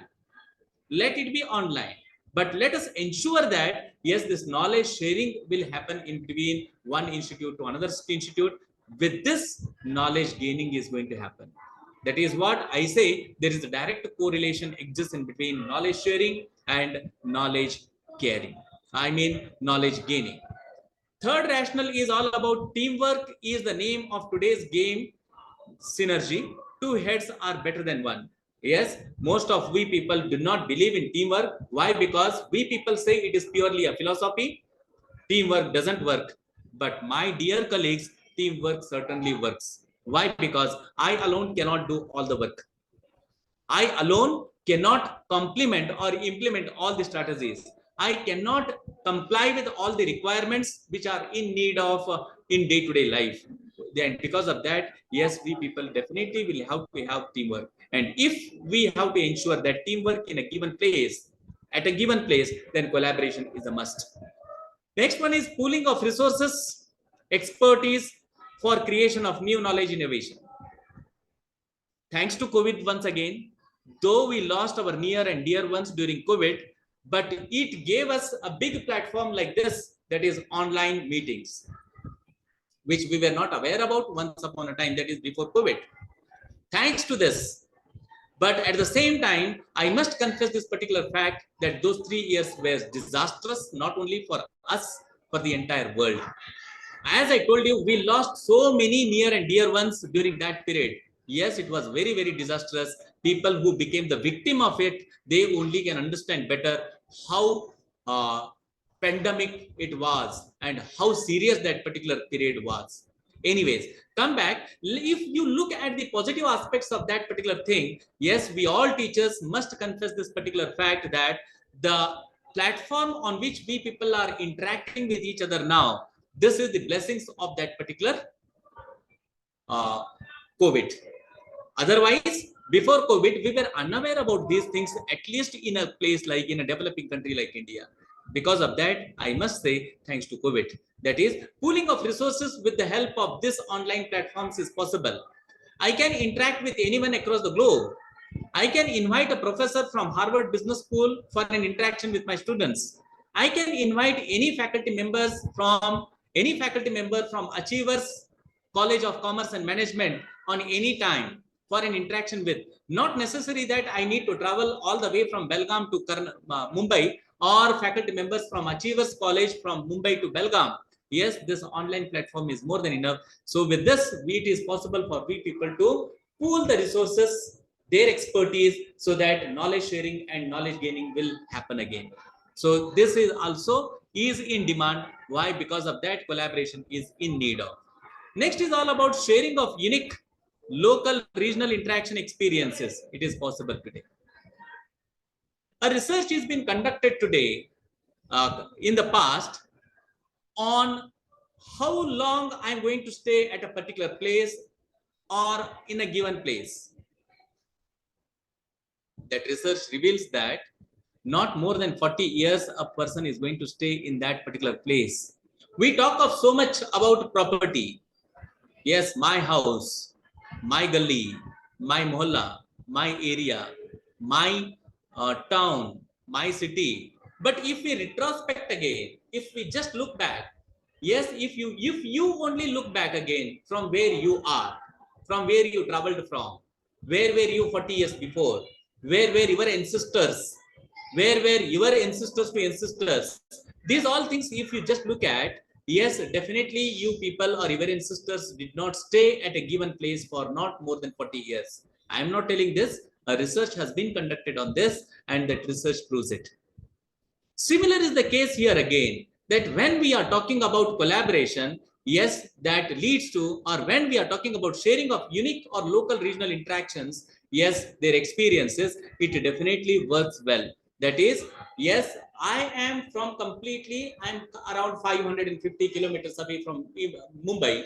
Yes, the culture and civilization which is there found in Belgaum is not found in Mumbai, and vice versa, right? But even then, yes, local experiences are going to definitely help the students to gain expertise. At the same time, city metro level experiences also are going to give an eyesight for those students who are studying or who are working at local places like 2-tier or 3-tier places in our life. So because of this, again, collaboration is much needed. Look at this. I was talking to you people regarding this. That is, IBM Global Services has conducted a global survey of 765 CEOs. This particular quote I found in one of the research paper, which was published in the year 2016. And it is written by one of the foreign author, Jeffrey Schumann and Jency Tombley.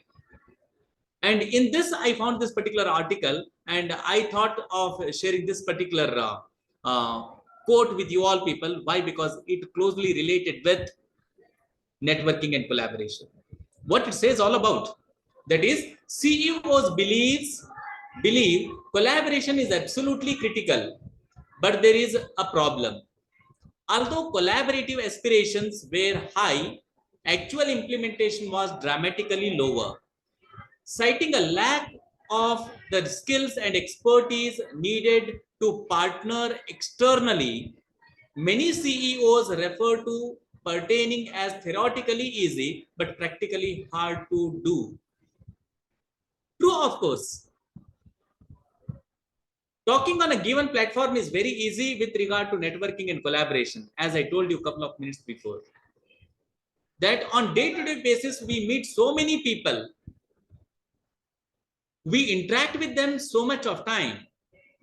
We promise so much things, so many things, saying that we will meet some other time, we'll be in touch with, we'll try to share knowledge, we'll share expertise, we'll share expert research domain, research aspects and all.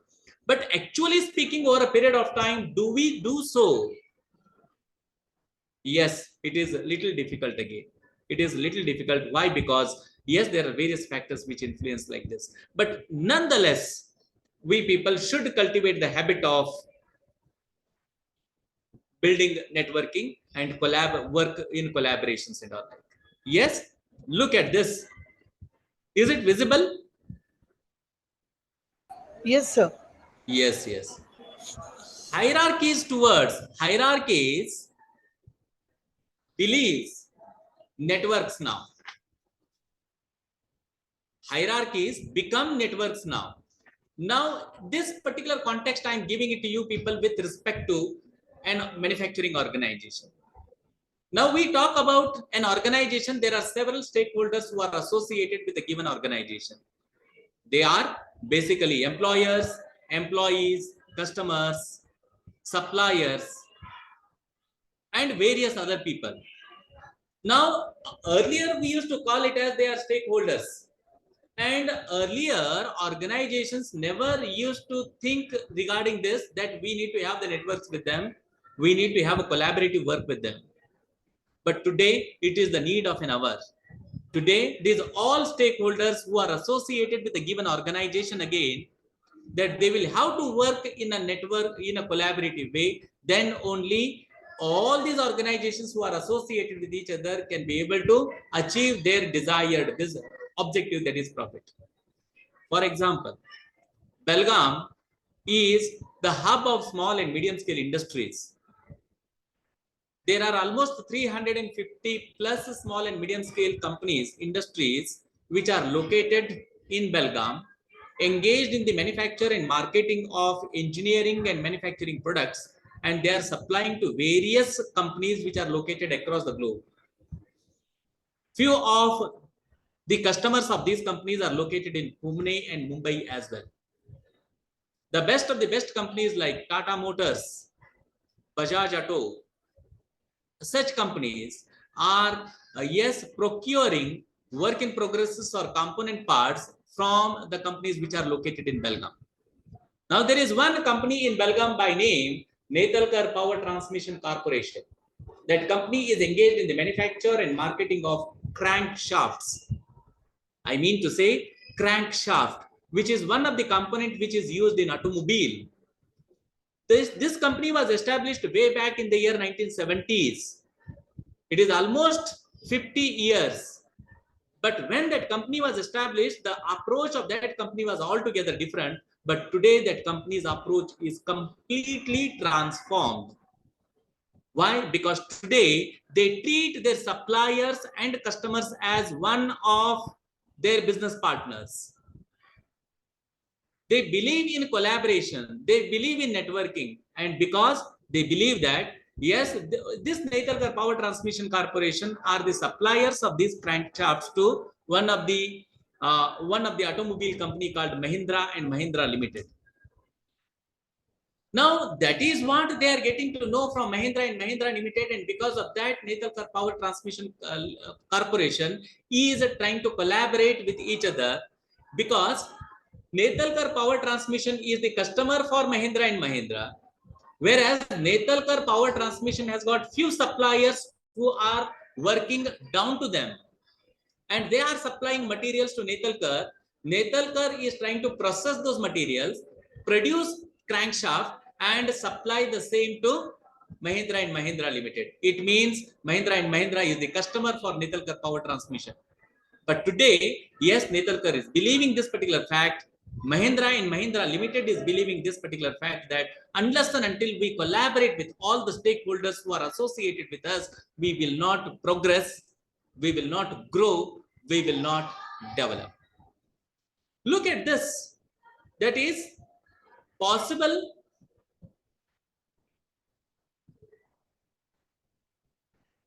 collaborations in higher education. I am trying to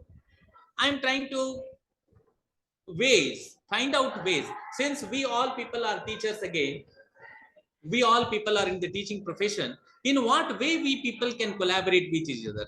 So there are some points which I have found with which we people can collaborate with each other. We are talking so many things about research, publications, consultancy work in our day-to-day life, as well as just involvement of teachers into teaching learning process. But yes, unfortunately, as that IBM survey report says, as per that CEO's survey says, that yes, saying is very easy, but practicing is very difficult. Nevertheless, we teachers will have to collaborate with each other in these platforms so that we people can share knowledge as well as gain the knowledge. What are those platforms wherein we, the faculty members, can collaborate with each other? The first one is sharing of research publications. How many of you agree with this particular statement that yes, there are great teachers who are working in best of the best colleges, best of the best B schools, best of the best engineering colleges, such as Indian Institute of Management, Indian Institute of Technology, National Institute of Technology, or so-called top B schools which are located across India. Yes, we must confess this particular fact that their research bent is extremely superior than that of we people. We should candidly confess this particular fact, dear friends, again. Now, here, how can we collaborate? Of course, those faculty members do not have that much of time to just collaborate with we people and all like, but yes, we people should be on our toes to grab the opportunities as and when we get it. Like I tell you, what I am doing in my particular organization, whenever I am getting the opportunity, wherever I get a chance, I'm just trying to just build relations with them, be it SPJIMR, be it IIM Bangalore, be it IIM Indore, be it Goa Institute of Management Goa, or be it TAPME of Mangalore, and so on so forth. These all institutions, yes, definitely we people will have to go with a receiving end. We people definitely will have to go with a low profile, and we people should start accepting their assignments. That is research publications. Why, my dear colleagues? Yes, some of the faculty members who are present here on this platform, they might be from those B schools or those colleges and all, but I don't know what is the profile of each one of you, but I must confess this particular fact that there are faculty members who are working in top colleges, their research bent, their research publications are extremely significant, extremely high standard than that of we people again. Yes, and we people definitely should not feel shy in learning those research or research components or sharing our knowledge or sharing our knowledge with those faculty members in publishing our research articles and all. That is altogether different thing again. We are talking about various publications again. And we do publish our research papers, but most of those research papers are paid research publications. We should not believe in that. Yes, that has become a business. This is what I mean. This is what I believe in. And what we faculty members will do, we people to just show the number at the end of the year. What we do, we start publishing our research papers in any Tom, Dick and Harry publication again. But yes, what is its credibility? Yes, to what extent that research paper will get acknowledged? What is the standard of that research publication? We definitely will have to assess it, my dear colleagues, again. Simply for the sake of numbers, we people should not involve ourselves into CCP. We call it as cut, copy, paste, and do publish researches in all like. Real research happens in these B schools, in these top engineering colleges. I don't say that researches don't happen in my college. Research will not happen in your colleges. I'm not saying it, but if we look at the degree of significance of that particular research that is found in these B schools, and there is no harm in we sharing or we taking the help and assistance of these institutions in research publications. This is where we, the faculty members, will have to collaborate with the faculty members of other colleges who are definitely more standard than us. I mean, more superior than us, whose ranking is higher than us, that we can do it. Of course, there are few parameters with which we can assess the performance of each of the colleges. I do not say all the various rankings which organizations, which education institutions are going to get. Yes, I don't want to name them. Yes, a lot of things are happening at that particular level also. I don't want to intervene into those things and all, but yes, it will be very easy for we teachers to find the genuine research publications across. Second is all about joint journals. Yes, you people are publishing your research paper in the journal published by somebody else. Why can't you publish your own journals and set yourself as your set somebody as your benchmark for your research journal? It is possible again.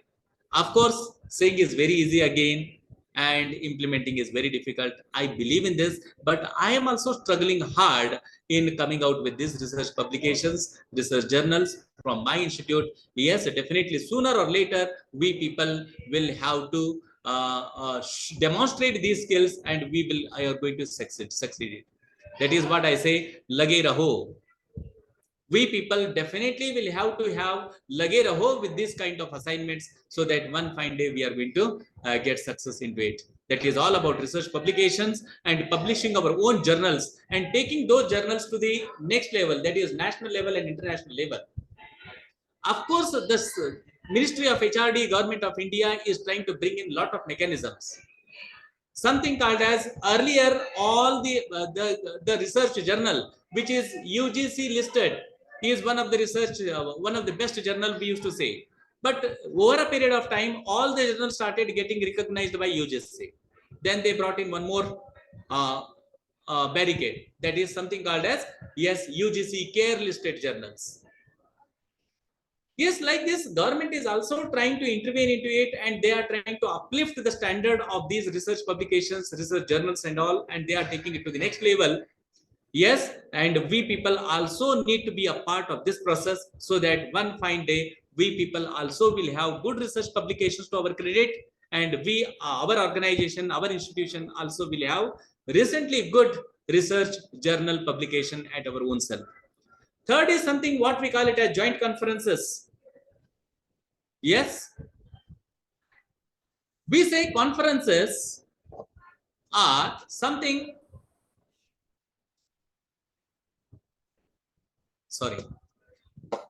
conferences definitely add value.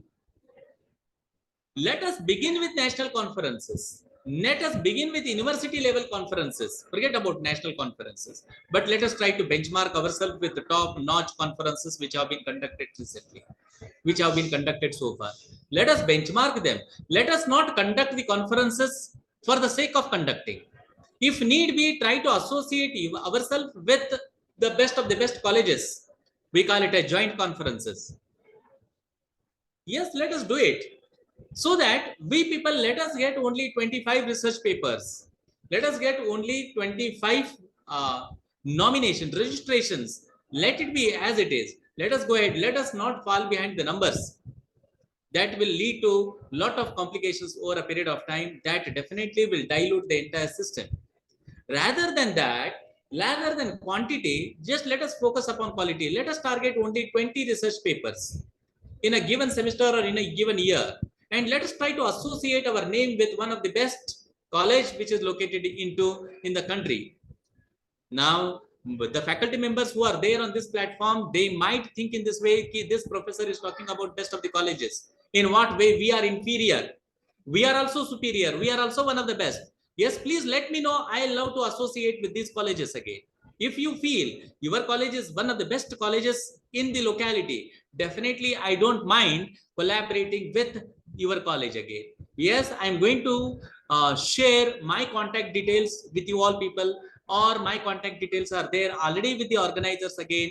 And yes, definitely we can collaborate in the best interest of the students, in the best interest of the institution, in the best interest of the society as well. We people can collaborate and we can conduct such sessions and all. We should not monitor, or we should not measure the success of such conferences only in monetary terms. Let us not. Yes, if the conference is of a sure success, wherein we have received around 20 research papers which are of quality, that itself is a success. 20 research papers. Let us not just give a glamorous look to that particular conference again. Yes, if you want to give a glamorous look to that particular conference again, it involves a lot of money. And yes, in private unaided organizations and all, yes, money is a constraint. I do understand why, because I am also working in private unaided college. But yes, it should not be a constraint no more. let us try to limit ourselves in terms of financial terms, and let us try to take up such conferences, not to give a glamorous look to those conferences, but try to bring some quality research papers out of networking and out of collaboration.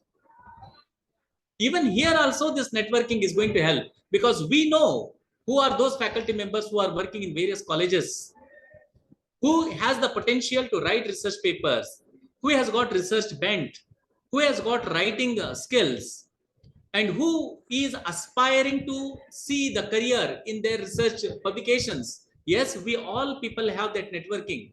We all know that who are those faculty members just who are surrounded by us. It will be easy for us to contact those people and get the research papers submitted, and 20-25 research papers definitely will make a conference at the university level or at the national level. Maybe it is at the international level.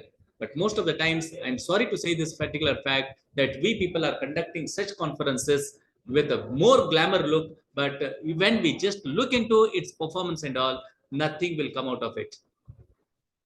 You all know why, because again, you people stay in a metropolitan city. Yes, you all know there are various government schemes which have been introduced for the promotion of research and development for the education institutions. Yes, be it from AICTE portal, be it from UGC portal, there is a lot of fund which is lying there. We can make the best use of it, but only thing is, my dear colleagues, it is not so easy to get funds from these government organizations.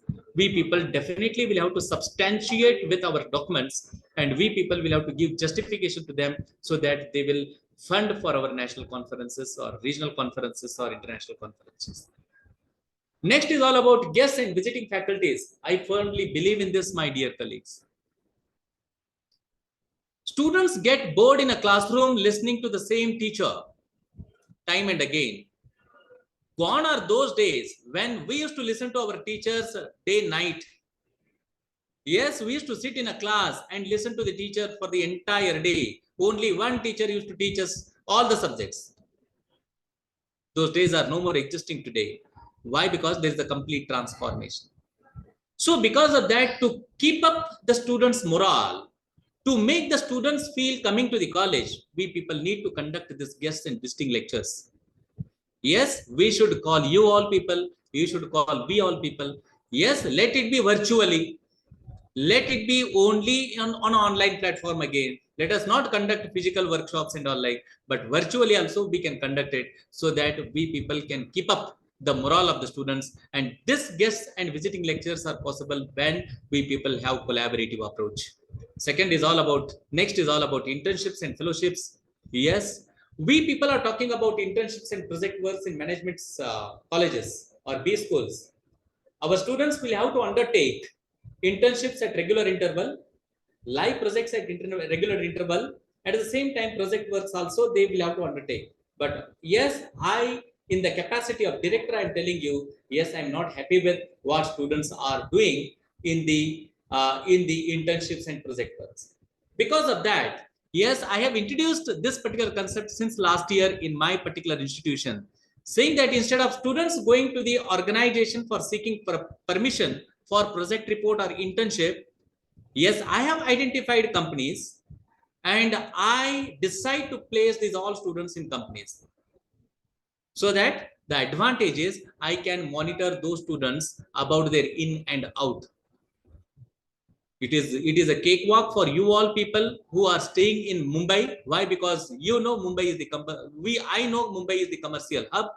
There are numerous companies in all the sectors you can find. It is a cakewalk for you for placing the students. So with this, the advantage is I can suitably monitor all the students during their internship or project report, whatever, and I can get the work, I can make the students to work during that internship and project work, and we can expect some quality work from that particular internship or project work.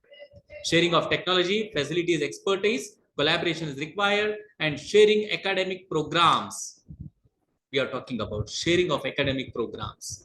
That is, yes, we people will have to come out from those conventional academic courses like we say BA, BSc, BCom, MA, MSc, MCom, MBA.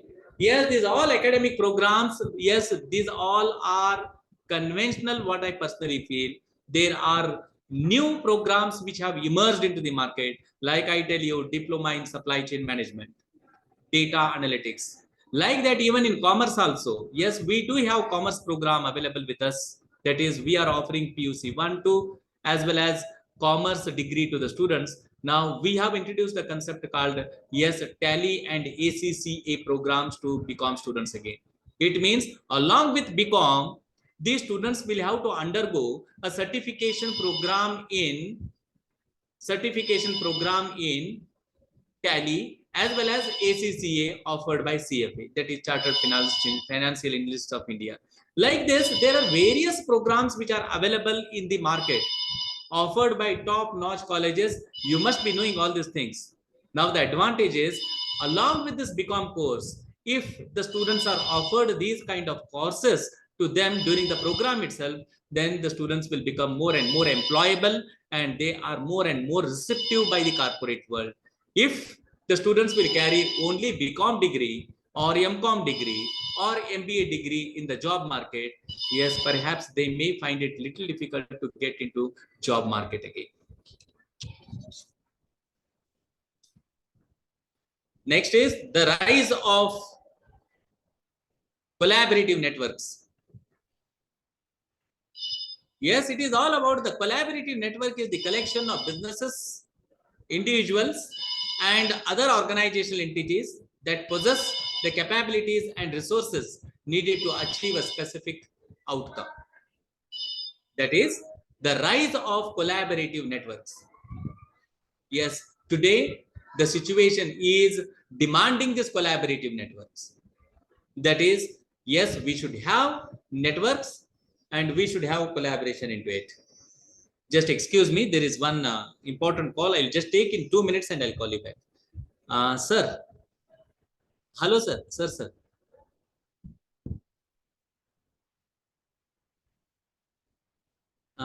Sir, ಒಂದು 15 ನಿಮಿಷ time ಕೊಡ್ತೀರಿ? ನಾವು ಒಂದು conference call ನಾಗ ಇದೀನಿ. ಹಾ sir, 5:15 ನಿಮ್ ಕಡೆನ ಬರ್ತಿಲ್ಲ ಸರ್.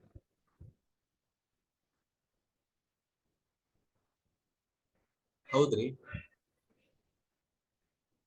ಅರೆ ಬಾಪ್ರೆ, ಥರ್ಡ್ ರೌಂಡ್ದಾಗ ಸರ್.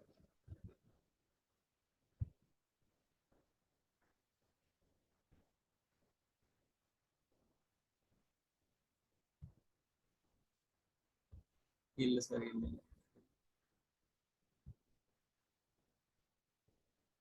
ನಾ ಬರ್ತೇನೆ ತಡ್ರಿ ಸರ್. ಇದು ಒಂದು ಕಾನ್ಫರೆನ್ಸ್ ಕಾಲ್, ನಾನು ಒಂದು ಫ್ಯಾಕಲ್ಟಿ ಡೆವಲಪ್ಮೆಂಟ್ ಪ್ರೋಗ್ರಾಮ್ ಕಳಿಸ್ತೀನಿ ಸರ್. ನಾನೇ ಬರ್ತೇನೆ ತಡ್ರಿಲ್ಲ ಸರ್, ನಿಮ್ ಕಡೆ ಒಂದು 10 ನಿಮಿಷ ಬರ್ತೇನೆ.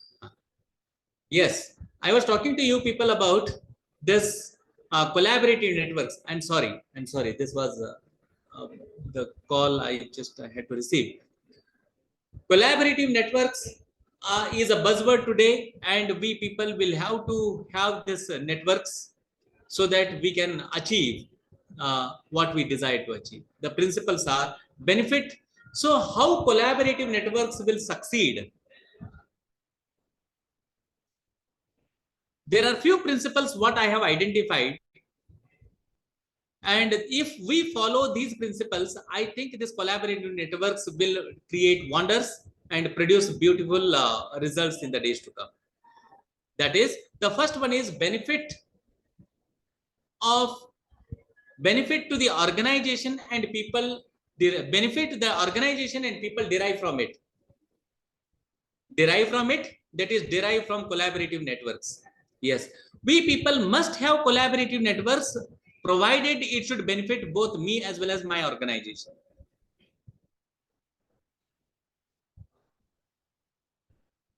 That is, I have to develop this particular collaborative network. I have to have this collaborative network, provided it benefits me as well as my organization. That is the first important principle. That is, it must be in between faculty, it must be between faculty and businessmen, it must be in between faculty and an employee working in the organization, and so on and so forth. Yes, we can have collaboration with anyone. In fact, actually, industry institute partnership is emerging today like anything.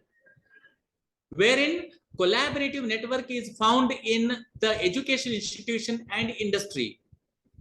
As far as my knowledge goes, industry people are very hungry of theoretical knowledge. Industry people from across the sectors, companies to be precise, they are hungry of lot of subject knowledge. They are not finding time to read the textbooks, gain and acquire theoretical knowledge, innovative concepts. They are not finding a time because of their busy schedule in their routine. They are in need of help and assistance from educational institutions. But unfortunately, this collaborative network is not happening in between this industry and institute. We are talking about collaborative, that is IIPC. We call it as Industry Institute Partnership Cell. But in most of the organizations, in most of the education institutions, it is there, but it is there for the namesake. Now, if we retrospect the efforts put in by the faculty members who are associated with IIPC or the results of this IIPC, I don't think those results are wow kind of thing. Those results are something fruitful. It is only because, yes, though the various bodies like AICTE or UGC or any other are trying to bridge the gap in between industry and institute by introducing various schemes and various policies, but equally actually the bridge is becoming wider. Bridge is becoming wider. It means industries are not happy with institutes. At the same time, institutes are also not finding time to collaborate with industries. It is because of, yes, industries are expecting a lot from education institutions. Their expectation is very huge. They ask for result-oriented assignments. They don't want theory. They tell you people, or they tell we people, that you read whatever you want. You work on a given assignment and you give us results. Hum aapko muh mange daam denge. I think you people are the testimony for it. You must have come across various industries in Mumbai. You must be associated with various industries in Mumbai giving consultancy assignments. You are accepting consultancy assignments from various industries. I do it here. We do it here. But even then, the industries or this, whether it is the industry company is small or medium or big, still their expectations are more. They are saying ki dil mange more. They are saying, they are asking for, yes, you come, you help us, but the way they are expecting results from we people, we are unable to produce it. Saddest part of the story. For that, what is required is, yes, we people will have to look after industrial case studies empathetically. We have to look after that. Simply just we cannot carry the subject knowledge to the industry and teach them. They don't believe in that. This is what my personal opinion is.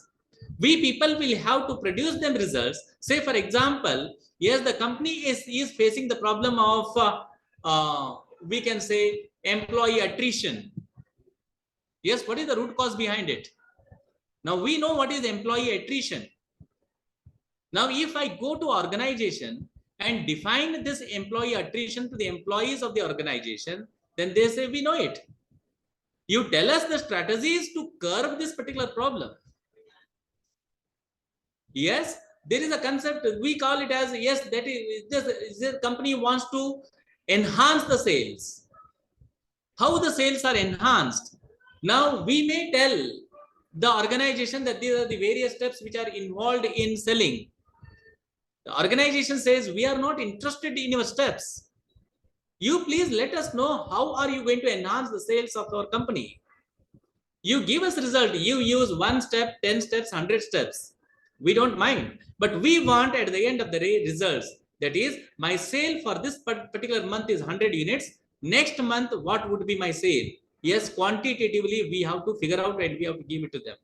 This is the need.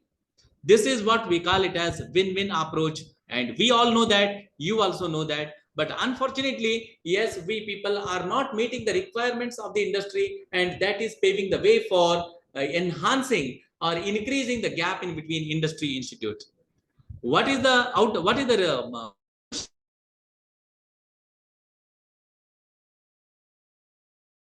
win association with organizations, so that we are going to get benefit out of it. Organizations also will get benefit out of it. Second one is collaborative networks should have some purpose. What is the purpose to have collaborative networks? Why we people are gathering together and working on? What is the purpose behind it?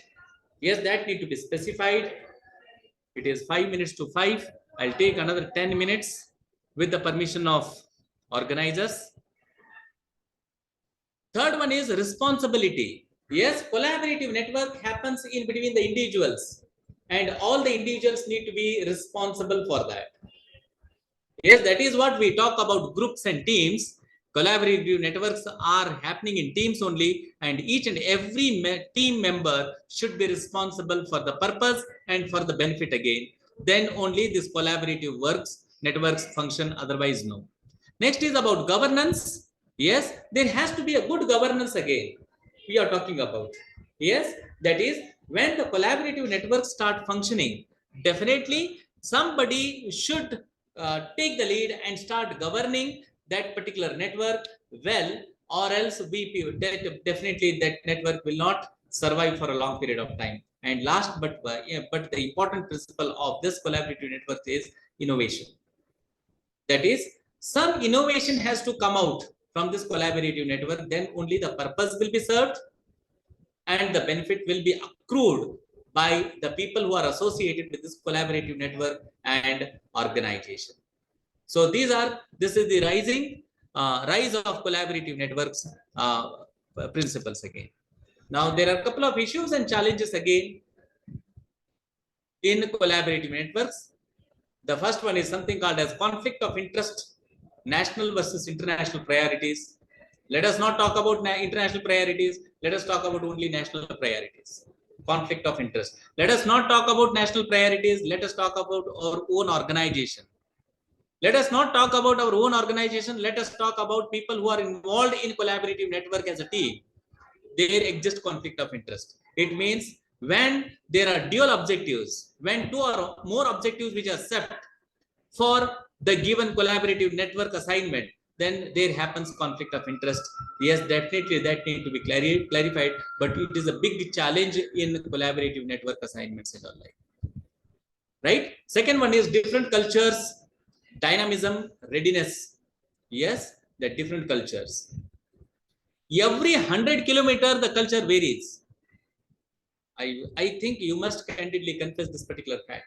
That is, different cultures. Every 100 kilometers, the culture varies. That is, my eating habits varies, dressing style varies, language varies, and various other things. Yes, then how to collaborate? That is a big challenge before us. Nevertheless, we people will have to come out of this cultural differences, and we people should involve ourselves into collaborative networks, and we people should see growth in our own self and in our organization. Second one is that third issue or third challenge is all about reciprocity and mutual gains. That is win-win. Yes, that is what I discussed just in the earlier slide. That is all about benefit to the organization and benefit to me. Mutual win-win situation that is missing most of the times. Even in some of the organizations, when we start interacting with, some of the organizations are very much into the process of win-lose or lose-win situations and all. Yes, that is again not a good sign of progress. That is not a professional approach, we can say. But nevertheless, everyone will not remain the same. Most of the people will try to derive win-win situation out of this collaborative networks, and hence we people definitely will have to see to it that yes, if I am gaining something, yes, other parties should also gain something else. If this motto, if we carry on, collaborative networks will definitely create wonders or produce wonders. Last but one is quality assurance. Yes, that we need to work upon. Every collaborative network should have its own rules and regulations, policies and procedures. And without diluting those rules and regulations and policies and procedures, we people should discharge our own duties as a member of that particular team. so that quality is assured to both, that is both organization as well as the individual member of that collaborative network. Next one is accreditation issues. This is more so related to our organization. Yes, when we talk of we associating with the top organizations, definitely it comes into process saying that yes, so and so XYZ college is NIRF NIRF rank and ours is not NIRF rank. They are ranked in top 100, we are ranked in top 200. Yes, this issue comes in between. Yes, the other college is NBA accredited, we are not NBA accredited. Yes, we are not NAC accredited, you people are not accredited. Yes, these issues will come, and because of that, yes, of late, these collaborative networks are not happening, not succeeding. This is another challenge. Last one is funding and budget constraints from both the parties. Now, we are talking about organizations, their associations with education institutions. Yes, even organizations also should come forward and fund or give the budget for education institutions to carry on the assignments in various functional areas. Otherwise, it is not possible. Yes, yes. This is exactly 5 from my side. So these are a couple of thoughts what I felt to share with you all with regard to collaboration and networking. If any questions, feel free to raise.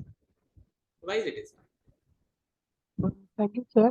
Is anybody having any doubts? Any question? Any question, please? Yes. Sir, this is Dr. Mahesh Bhivandikar, Principal of Achievers College. Sir, the lecture was so interesting and elaborative. It was so nice of you and, great learning for all of us. So thank you very much on behalf of my college also and Maharashtra Commerce Teachers Association also. It was very value-added lecture. Means no FDP covers topic like this, and you have given great justice to it. Thank you very much. Thank you so much, sir. Thank you very much for your feedback. Yes, sir. Yes, sir. It's a wonderful session. On this note, I request Siddhi Chavan Madam to propose the vote of thanks on behalf of Achievers Club. Hand over to Siddhi Chavan. Thank you, Kavita Madam. I hope my voice is clear. Yes, ma'am. Thank you, ma'am. Good evening, everyone. As we know, thank you is such a prayer that cannot be seen or untouched. So it has been such an honor to be part of this wonderful event, that is 5-day national level FDP. On behalf of the MCA and Achievers College of Commerce and Management, I, Assistant Professor Siddhi Chavan, would like to extend my heartfelt gratitude to our esteemed patrons, a President of MCA, Dr. B.B. Taiwade sir, and Executive President of MCA, Dr. T.A. Shivre sir.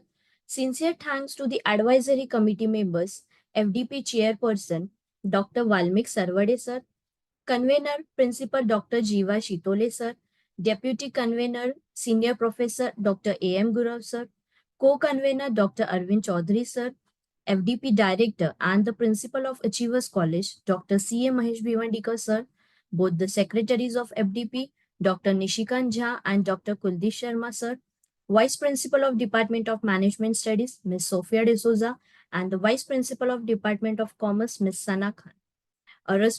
A special thanks to our today's resource person for the first session, Mr. Dinesh Israni sir, and also would like to thank the resource person for the second session, Dr. Suryakumar Khanai sir, for truly his wonderful session on collaboration and networking.